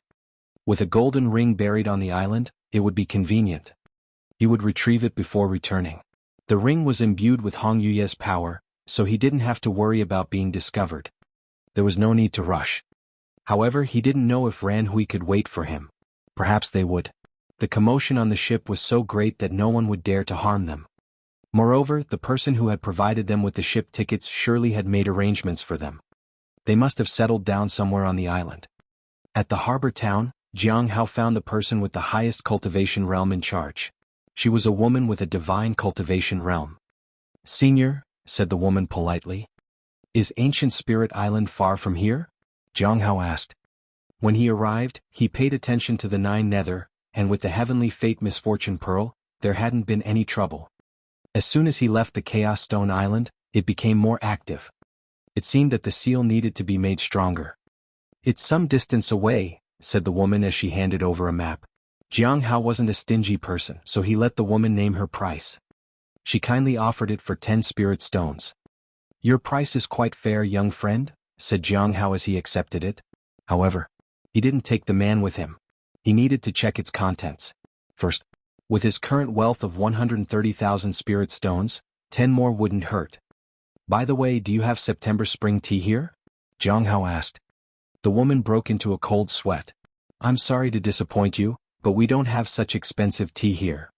Jianghu nodded and left. 7 days later, Jianghu stood on the sea and looked at the massive island shrouded in mist. He let out a sigh of relief.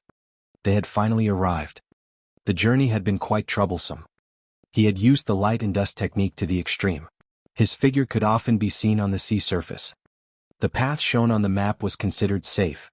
This island is larger than Chaos Stone Island. They arrived at the shore and stood in front of a city. "Ancient Wind City. Madame Gong's mansion is here," Jianghu said. Hong Yuye wasn't in a hurry. "She gave you her entire mansion?" "More or less." Jianghu nodded. "Let's go in and take a look," Hong Yuye said. Jianghu began queuing up to enter the city. Unlike other places, the security here seemed particularly strict. "Mr. Zhu, why are you queuing up?" Outside Ancient Wind City, Zhu Shun walked calmly along the road. He was accompanied by a young man dressed in luxurious attire. It indicated a good social status. "I just happen to be free, young Master Qin."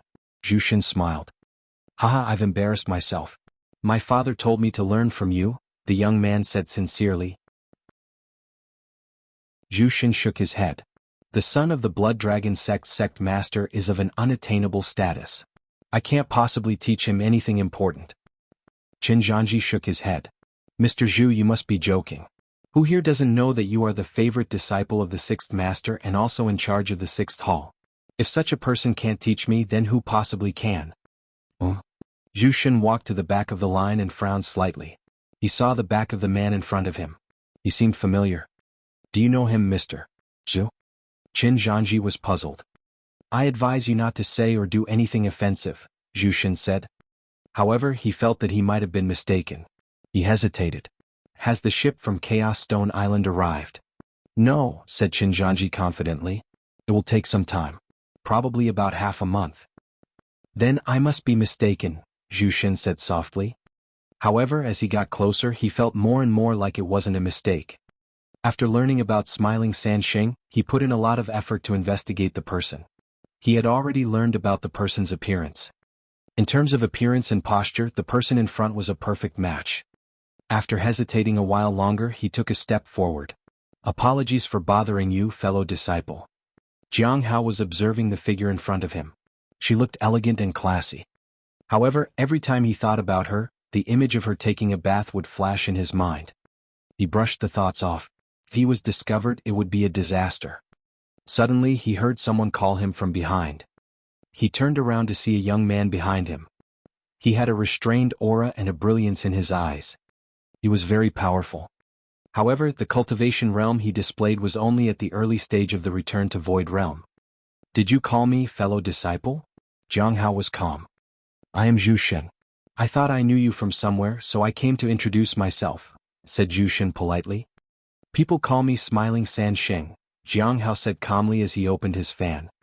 Smiling Sanxing? Qinjianji was surprised. He had heard of this name from the ship. But it didn't make sense. The ship hadn't left the island yet, so how could Smiling Sanxing be here? Is he an imposter? What brings you here, fellow disciple? I know this place fairly well, said Zhu Shen. I'm looking for Madame Gong's mansion. Jianghu fanned himself.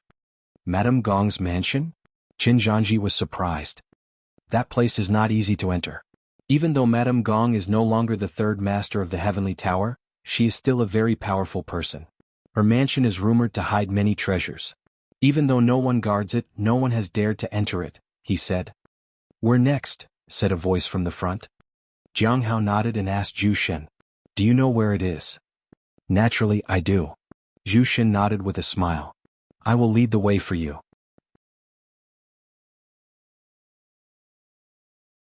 Chapter 634. Do you still find Smiling Sanxing strange? Here we are, Zhu Shen said. The mansion, which was nestled between the mountains and water, was shrouded in a vast array. Here, spiritual energy was abundant, and various formations left their traces.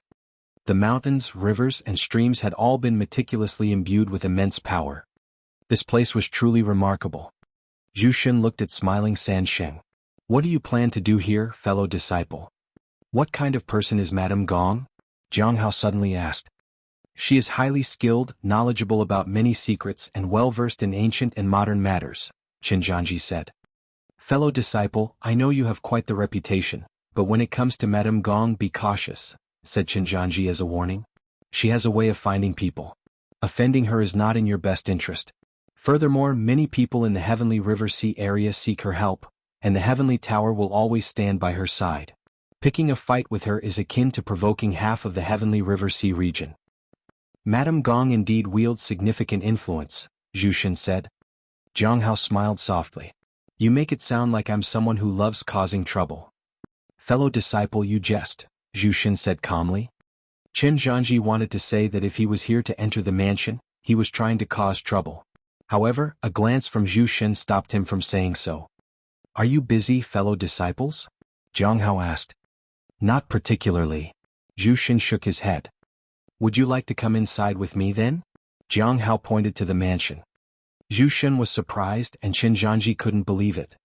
Fellow disciple, this mansion is very special. It was constructed by Madame Gong to protect something inside. There is only one way to enter, and that is to have the key, said Qinjianji. However, the key is in Madame Gong's hands, and no one can take it unless she willingly gives it up. Jianghu ignored them and walked toward the mansion. He took out a token. The gates opened. Are you coming in? He asked. Qinjianji froze where he stood. His face burned in embarrassment. He wished he could disappear. Zhu Shen was also surprised. He knew a lot about this place and there was no way Madame Gong would give up ownership of this place. What was happening? He subtly asked about it. The answer he received was that Madame Gong had given away her residence to this person because he needed it. The whole exchange had been casual and without any trouble. After spending some time inside, he left with Qinjianji. Mr. Zhu, what's going on? Qinjianji was shocked. He had looked down on the person, but now he was immensely respectful. He knew very well what kind of person Madame Gong was. She had handed over her residence so easily. What did it all mean? Was Smiling Sansheng truly that formidable? Moreover, was this person truly Smiling Sansheng? I don't know, but I have some urgent matters to attend to. Excuse me, Zhu Shen said before disappearing on the spot. In the heavenly tower, Zhu Shen walked in quickly. He knocked lightly on the door. Thump, thump. He knocked twice. Creak. The door opened. Mr. Tao was sitting cross-legged. He was holding a book in his hands. Why are you back so soon? Mr. Tao asked curiously. I've made a discovery, Zhu Shen said respectfully. I apologize for disturbing you. Mr. Tao put down the book and stood up. What kind of discovery? He was sturdy in build, and it appeared that he was only pretending to read the book.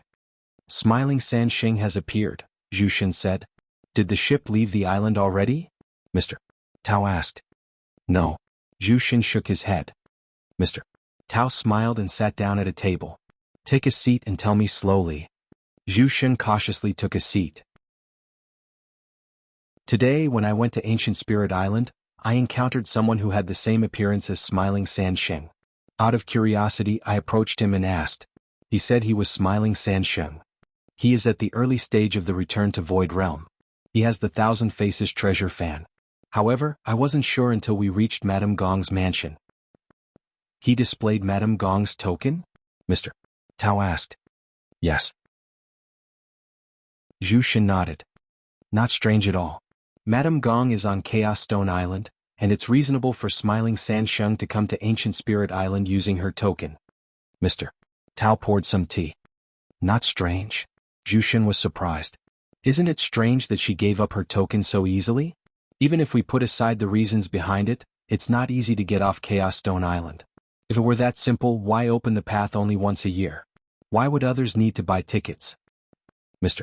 Tao raised his teacup to his lips. Was Smiling Sansheng alone? At this, Zhu Shen's eyes narrowed. He remembered clearly that there were two of them traveling together, but who was the other person? You don't remember? Mr. Tao took a sip of tea. Do you still find it strange? Zhu Shen remained silent. Mr. Tao pointed to the other teacup. Let's talk about something else. As soon as he finished speaking, he suddenly paused. He seemed to have sensed something. Jianghu enjoyed the brief visit to the mansion, made some tea for Hong Yuye and then left. He needed to buy some September spring. Madame Gong's mansion wasn't very large, but it encompassed the surrounding mountains and rivers. He also saw a pale tree with blood-red fruit.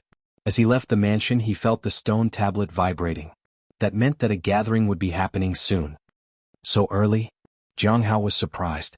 Nonetheless, it worked out perfectly. He could inquire about Nine Nether's situation, see how far the conquest for the ancestral dragon's heart had progressed, and address the issue of Smiling Sansheng. Given his high-profile presence, anyone who paid attention to him would certainly take note of Smiling Sansheng. Lu must have already found out. So he needed to manage Smiling Sansheng's identity. This shouldn't be difficult.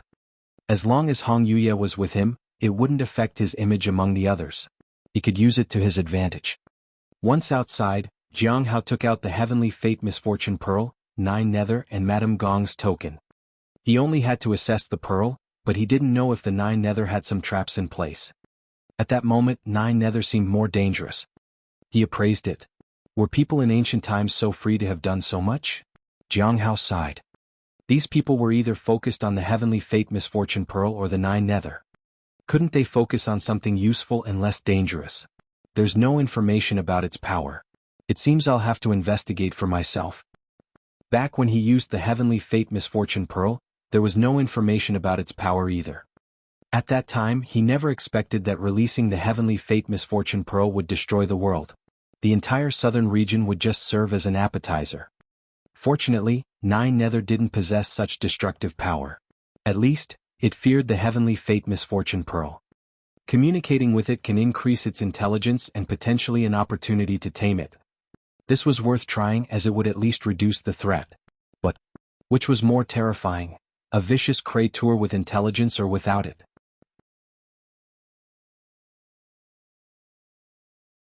Chapter 635, The Demoness Leaning on the Tub. 20,000. Jianghu frowned. He was no match for this old vendor. The old man was in the middle stage of the return to Void Realm. The people here were quite powerful. It was unexpected. After several rounds of bargaining, Jianghu bought some September spring tea for 20,000 spirit stones. He still had 110,000 spirit stones left. Besides the spirit stones, there were also some extra items like simple magic treasures and pills that he could sell. He knew people at the Foundation establishment in Golden Core Realm in the Heavenly Note sect, so he kept some for them. Do you accept talismans in exchange? Jianghu asked. It depends on the quality, the old man said politely. Seeing that the person in front of him had a high cultivation realm and was generous, he seemed like a good business partner. Jianghu thought for a moment. They might be quite valuable. Valuable? The old man chuckled. If you ask about who has the most guts on the ancient spirit island, it would be our Thousand Moon Pavilion.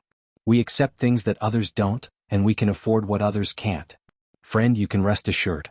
We have won the market with our integrity, so you don't need to worry. Do you accept this? Jianghu placed Madame Gong's token on the table. The old man hesitated for a moment. This seemed impossible. What is this? It's Madame Gong's estate token. This represents ownership of her estate. I heard from my friend Zhu Shen that there's only one key. I believe I understood him correctly, Jianghu said. Because the area was quite large and well established, he was a bit worried. After all, it wasn't his, so he felt uneasy. But since he wouldn't be coming back here anytime soon, he didn't really care, at least not for the time being. The old man was stunned. Is it really Madame Gong's estate, the one by the mountains? That's right. The old man chuckled. But soon his smile faded and he looked serious. He straightened his clothes and pushed the storage treasure toward Jianghu, which contained the spirit stones for purchasing the September spring.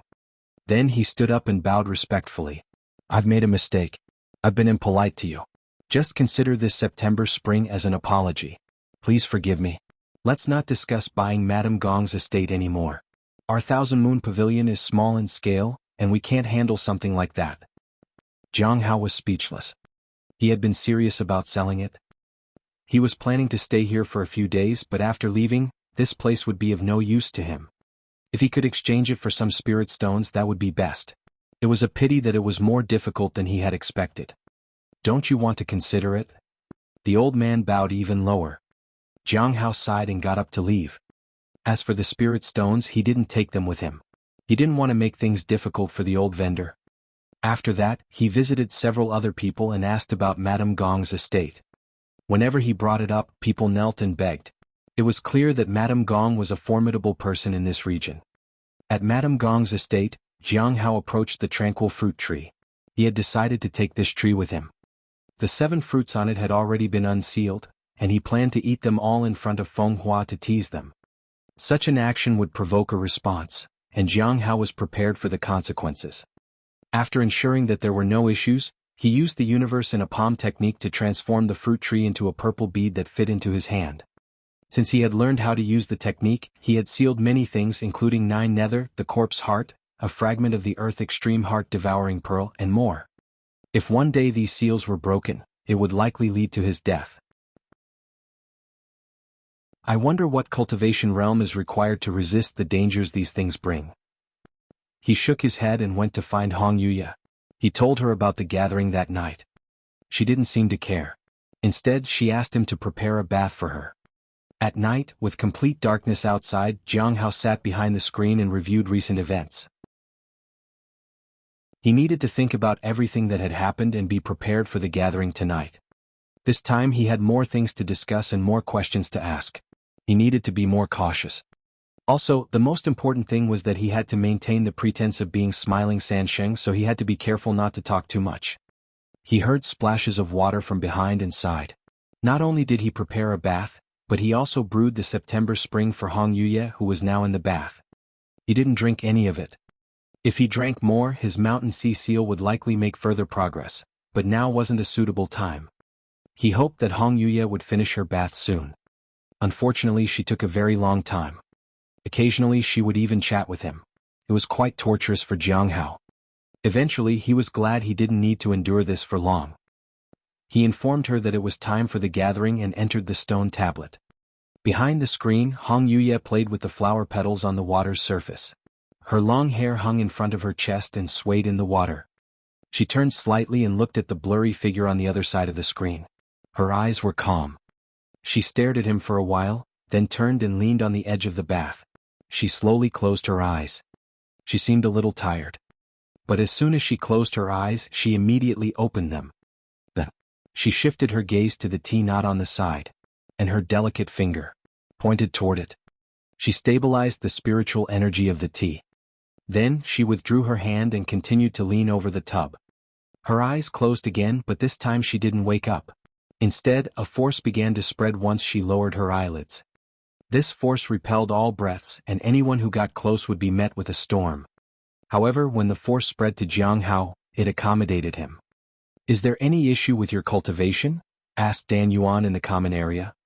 It had only been a short time since the last gathering, so naturally no one had any cultivation issues. Jianghu had never spoken during this part of the gathering. If he did one day, he wasn't sure if it would affect the image he had created. Fortunately, he could ask Hong Yuya about cultivation problems. "Do you have any information about the Earth Extreme Silent Pearl or the True Dragon?" Dan Yuan asked. "I investigated in the southern region," said Gue. "Many people of the end of all things have appeared in the south. There are many strong individuals. So far they don't seem to have a goal, but they are heading southward.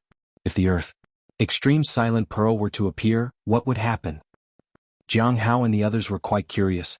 Having Gue present was indeed beneficial because she was always so forward with her questions. The gathering would be incomplete without Gue. The Earth Extreme Silent Pearl primarily targets flesh and blood. Once it appears, it becomes a forbidden zone of life. Unlike the Heavenly Fate Misfortune Pearl, which ignores distance and defense, the Earth Extreme Silent Pearl has the possibility of evasion and defense. If it's allowed to spread, an entire region will fall into silence. All living beings will be exterminated. "It doesn't particularly seem dangerous," Gue said. Senior Dan Yuan smiled. "If it isn't suppressed, it'll only take 7 days to end everything in the entire southern region." Gue was speechless. In other words, once it erupts, she would only have 7 days to escape. No matter how fast she is, she can't cross the southern region in 7 days. Jianghu lowered his head. He was hesitant about whether to bury a ring outside the southern region. He couldn't escape from the Heavenly Fate Misfortune Pearl, but he had a chance to escape from the Earth Extreme Silent Pearl as long as he wasn't in the line of fire.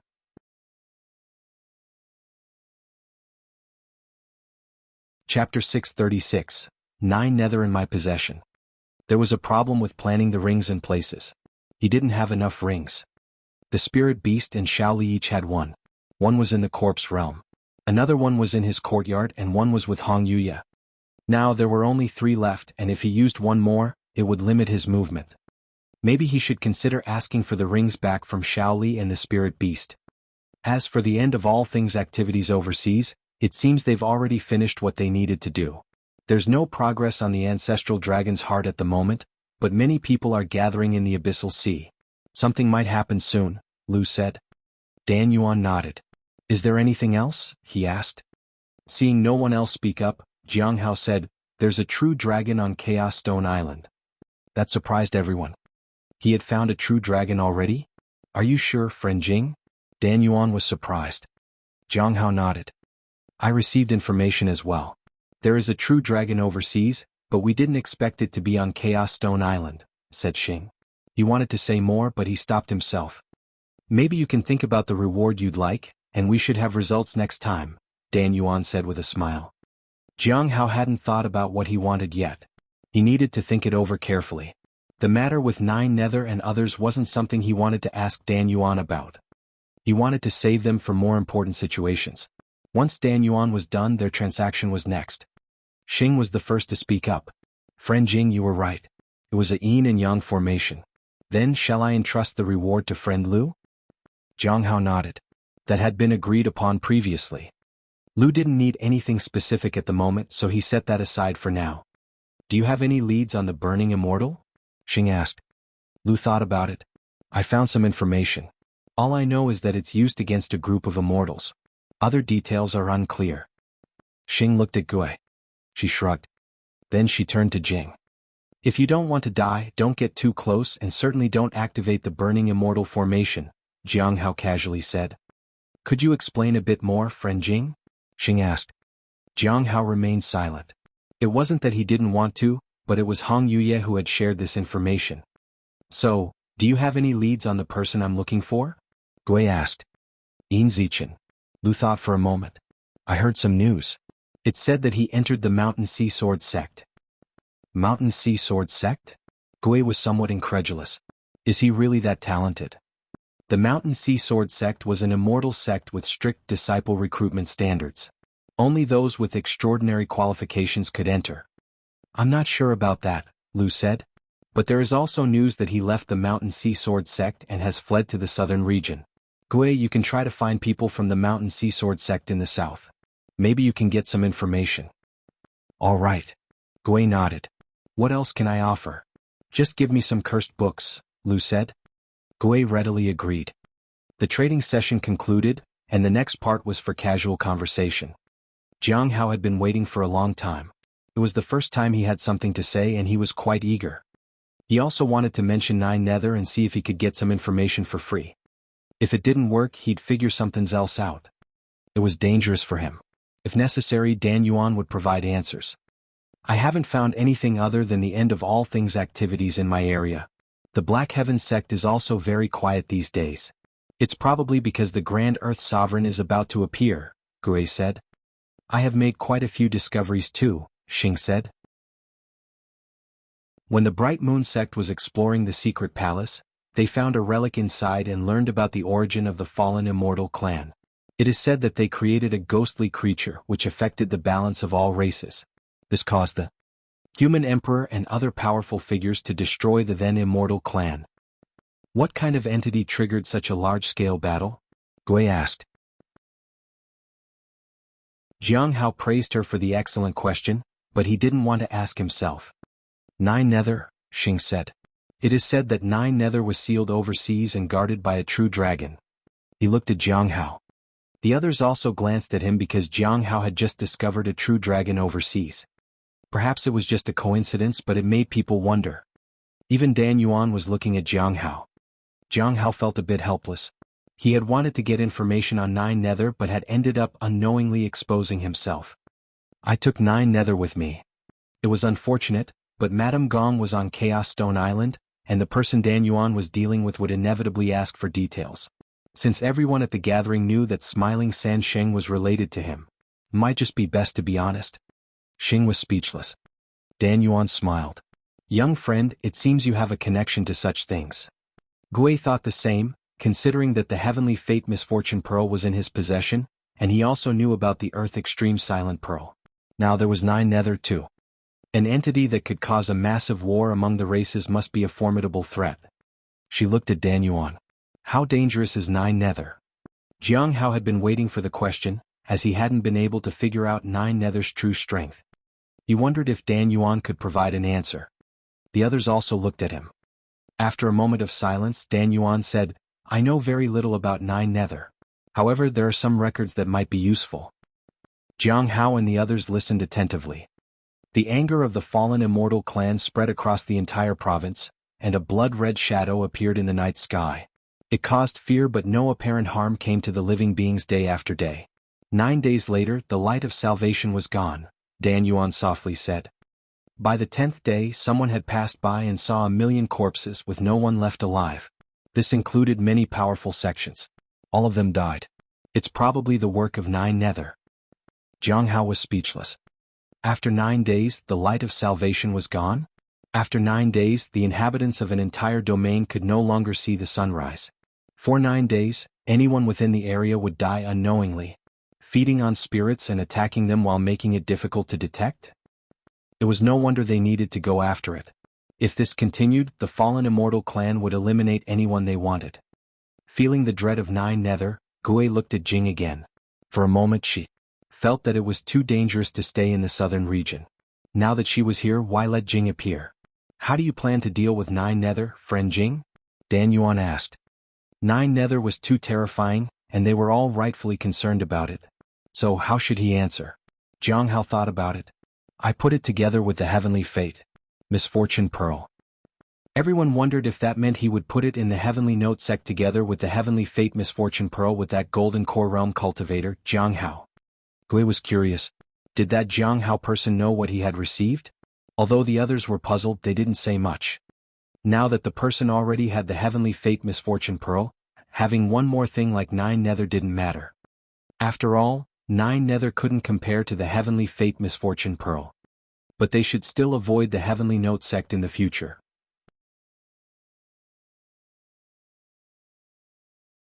Chapter 637, The Demoness, How long have you been here? Xing was surprised, and he understood that 9 Nether had been sealed. Everyone knew the state of the Heavenly Fate Misfortune Pearl. Putting them together meant that they were in the same state. After some hesitation, he went on to explain the details. Jianghu only realized the origins of 9 Nether after hearing the story. The fallen immortal clan gathered, the human emperor took action, the heavenly spirit tribe was suppressed, and the true dragon guarded the 9 Nether. Madame Gong was indeed lucky. Maybe she was right. Someone might have weakened its seal. After Xing finished speaking, Jianghu said in a low voice, "Someone in the overseas region has taken Madame Gong's token. The Heavenly Tower may be facing a crisis." The overseas Heavenly Tower? Gui was surprised. The tower has a significant influence. It is said to be related to a reclusive senior from the Astronomical Academy. The Heavenly Tower's Great Master is indeed a reclusive senior from the Astronomical Academy, but no one knows exactly who that is. It is said that he left the Astronomical Academy due to differences in opinion, Lu said. When I was in the Bright Moon sect, the Astronomical Academy said they had a great senior there and had been searching for him for a long time. I wonder if it's the same person, Gui said. Jianghu lowered his head. He felt that Gui's speculation was a bit far-fetched. However, the Heavenly Tower was indeed remarkable. By the way, Madame Gong knows a lot about many things. She might have more information on Feng Hua and the end of all things, Lu suddenly said. Jianghu understood that Lu was speaking to him. Because of the ancestral dragon's heart, there should be a lot of events happening in the overseas region, right? Gui asked. There is indeed quite a lot happening right now. Lu nodded. After thinking for a moment, he said, "It seems that some people are willing to venture into the abyssal sea to try and summon the ancestral dragon's heart. They all want to obtain it but don't know exactly what the ancestral dragon's heart is. There may be people from the Saint Bandits involved too. Recently I found some of their tracks. Apart from that, the name of Smiling Sansheng has spread far and wide. It's said that some people who are against him are waiting for him to come out of Chaos Stone Island. But I heard recently that he has already left Chaos Stone Island. It shouldn't be long before people targeting him show up." Lu looked at Jing. He wasn't the only one. Both Xing and Gui did the same. Everyone knew that Smiling Sansheng was related to Jing in some way. Jianghu had anticipated this situation, but Lu's information was accurate. Jianghu had barely left Chaos Stone Island, and he already knew about it. This also showed that Lu had quite a lot of influence in the overseas region. After a brief silence, Jianghu said, "I could be Smiling Sansheng." What does that mean? Everyone was puzzled. Jianghu did not elaborate. He left them guessing. This way it wouldn't raise too much suspicion. He wasn't strong enough by himself. However, if he was with Hong Yuye, he wouldn't mind accepting his role as Smiling Sansheng. This would make people less suspicious. Even if they did become suspicious with Hong Yuye's help, his aura would be strong enough. He had nothing to fear. The concern was during the gathering and while in the sect, where he could only rely on himself. "What do you plan to do, friend Jing?" Gui asked. Jianghu felt that Lu should be cheering in his heart. After a moment of silence, he said, "I plan to go take a look at the abyssal sea." "Are you interested in the ancestral dragon's heart, friend Jing?" Xing asked. Jianghu shook his head. The ancestral dragon's heart had nothing to do with him or Hong Yuye. This time they wanted the Archean Abyss Dragon Pearl. This time his focus was on the Abyssal Dragon Pearl. It had been more than 100 years since he had last seen it. After that, the discussion continued for quite some time. It touched on various matters in the overseas region. Lu also talked about the Heavenly King Hai Luo. He mentioned that many people were wondering what he was up to. Some thought he had gone crazy while others believed he was up to something big. Most importantly, some wanted to control him. Xing mentioned that members of the Clear Sky School were in the southern region looking for Shang'an. Gui expressed that she had recently felt the presence of mysterious, powerful individuals and wasn't sure if they were from the Clear Sky School. At Madame Gong's mansion, Jianghu slowly opened his eyes. This gathering took quite some time and they discussed various matters. While they gained some valuable information, it seemed the most pertinent was about Nine Nether and the fact that someone might come after Smiling Sansheng. Jianghu reached for a notebook to jot down the details of the meeting. However, just as he was about to start, he suddenly remembered something. He had entered the meeting while Hong Yuya was still bathing. He looked behind to see if she was done. The screen could block his line of sight, but he could still see some faint silhouette. He spotted a figure leaning by the edge of the tub. Has she not come out yet? Jianghu hesitated a moment. Senior? There was no response. After waiting for a while, he took a few steps toward the screen.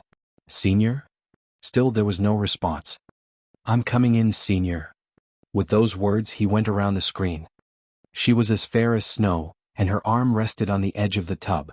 Her profile faced him as she slept. A few strands of hair had fallen outside the bath and swayed with her breathing. Is she asleep? This time he could clearly see her breathing, so he wasn't worried about her. He had intended to leave, but then he noticed a teapot. He had forgotten to drink the September spring earlier, so having a cup now shouldn't be a problem. He hesitated a bit and then walked to the teapot. His footsteps were incredibly light. He made no sound. When Jianghu reached the teapot, he saw that the tea was in excellent condition, which pleased him greatly. Just a few sips of this tea and the mountain sea seal would gather more power. As he was about to pour the tea, he instinctively glanced at the woman who was asleep in the tub. Since he had secretly entered, he was worried that she might wake up, or perhaps she was already awake and was watching him. However, Hong Yuya still seemed to be sound asleep.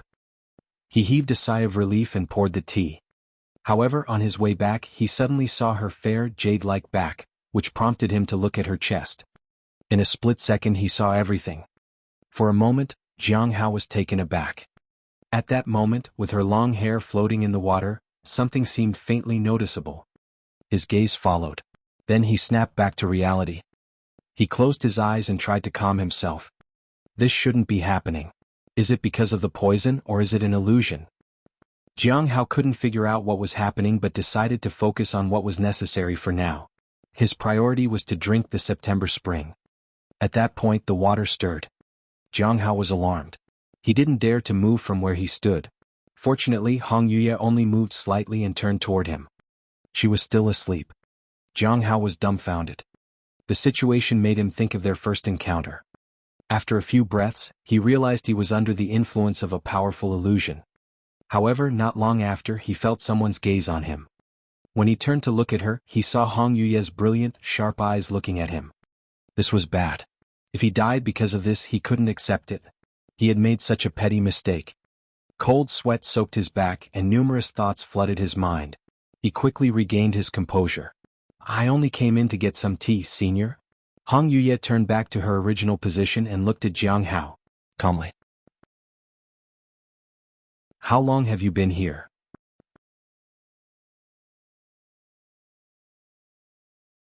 Chapter 638, The Silent Demoness. The water in the bath was still steaming. The temperature in the room wasn't particularly hot, but it wasn't chilly either. However, Jianghu couldn't feel the warmth. Despite the comfortable surroundings, he was breaking into a cold sweat. This situation was different from before. If she decided to hold him accountable, he might not survive. Faced with Hong Yuya's question, he didn't dare hesitate to answer. I just entered. I didn't intend to. Before he could finish his sentence, a vast aura erupted and overwhelmed him. It came crashing down upon him like a tidal wave. In an instant, he felt enveloped by this immense pressure, and a sense of powerlessness overcame him. With a loud crash, the folding screen was shattered and he was sent hurtling into the wall. When everything finally came to a stop, Jianghu felt like he had narrowly escaped a disaster. He couldn't even tell where he had crashed. He was completely disoriented. He patted his body and found no visible injuries. He was just in a daze. It was indeed a close call. Repair the folding screen, she said. Her voice was calm and indifferent. Jianghu couldn't guess what she must be thinking. He touched his face and realized that the change in his appearance was likely due to his transformation into Smiling Sansheng. But now he was back to his original self. He felt that continuing to pretend to be Smiling Sansheng might not be a good idea. Hong Yuya often looked at him coldly. The folding screen was destroyed and there was no way to repair it. Senior, I'll go buy a new one, Jianghu said. Hong Yuye raised an eyebrow and looked at him. She didn't say anything. She left him to figure out a way on his own. Jianghu sighed inwardly. Even without instructions, he understood what she meant. The wooden frame could be repaired, but the silk in the middle was another matter. He thought for a moment and decided to use large sheets of paper to replace it. Perhaps he could use some spells to keep it secure. Once the frame was restored, he faced the challenge of repairing the painting on it. Senior, is this okay? Jianghu didn't dare to turn around. He felt her gaze on him and a soft chuckle. If you think it's acceptable, then it is. Jianghu was speechless. Was that a yes or a no? He had never really painted before, and it was impossible to say if he was good at it. He could only it at TRV. Since he was good at drawings runes, he must have some talent in this field as well. After grinding the ink, Jianghu stepped forward and faced away from Hong Yuye. He was ready to begin his painting. On the outside he was facing the screen. If anything went wrong, he could immediately see it from the inside. It was another way to avoid disaster. Before starting his artwork, Jianghu thought it best to take care of the actual matter first. Senior, can I have some tea? He asked. You can have tea, but if I'm not satisfied afterward, you know the consequences, right? I understand, he said. The consequences would be the terrifying aura, or perhaps she might make him give up something of his. Both choices were risky but not life-threatening. Jianghu stepped forward and approached the tub to retrieve the teapot. He took a sip and returned to the folding screen. He held the ink in his left hand and the brush in his right. After some thought, he began to paint. He started from the left and painted a landscape. As he painted, he felt that there should be another tree in the scenery. But what kind of tree would be suitable? The one he knew best was the peach tree. So he decided to paint a peach tree. However, halfway through, he felt that there should be a person too. But what kind of person would be suitable? He was lost in thought for a moment. His mind felt exceptionally clear, as if he could see through the endless mist. His vision was vast and his state of mind was sharp. Drip, drip. It seemed that something was appearing in the landscape of mountains and rivers. It was just an ordinary courtyard with a peach tree swaying in the wind, and beneath the tree sat a woman in a red dress. Her hair swayed with the breeze. In the next moment he began to paint. This time he painted quickly. Hong Yuye watched from start to finish with disdain and mockery, as if she were watching him make a fool of himself. However, suddenly she became interested.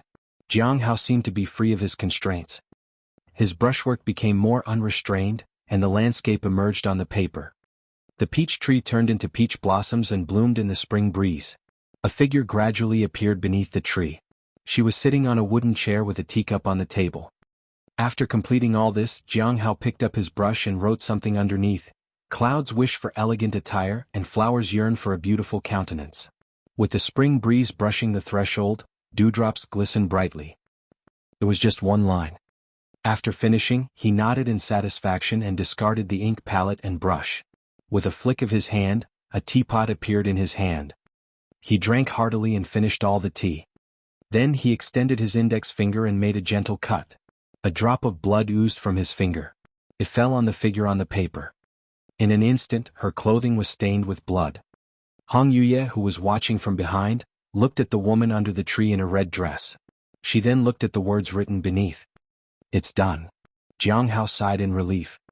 However, he quickly realized his error and instinctively turned around. At that moment their eyes met. With a loud crash, Jianghu was thrown against the wall, while Hong Yuye remained seated in the bathtub. On the continent under the starry skies, Su Bai stood before the burning immortal formation. He was deep in thought. He frowned. If he entered the formation, its brilliance would cover the entire place. That would mean that the formation would be activated. Senior brother, we've made a significant discovery. Mo Chuan rushed over once again. This time he was accompanied by two others. All of them radiated the power of the stars. What's the new discovery, junior brother? Asked Su Bai with a smile. He paid closer attention this time, as it was no longer just Mo Chuan. There were three people this time. We found information about the burning immortal formation. Mo Chuan exclaimed. We entered the second floor and there was a room that contained records of the burning immortal formation. It's in a room in the secret chamber, so it's unlikely to be fake. Information about the burning immortal formation? Su Bai was surprised. What does it say? According to the records, whoever activates the burning immortal formation can control the formation, he said earnestly. Moreover, the burning immortal formation serves as an auxiliary formation to enter deeper into the secret palace. So, obtaining the control of the burning immortal formation will enable us to explore more of the palace. Activate the burning immortal formation? Subai inquired. What's the plan? Junior brother? The other person said, we're planning to enter the formation and activate the burning immortal formation. You're tuning in to the Han Li's Wuxia Adventures YouTube channel. We're so grateful for your support, and don't forget to subscribe to join us on this incredible journey through captivating stories. Your generosity through donations truly makes a world of difference, as it's the primary source of revenue that allows me to expand and enhance this channel for you.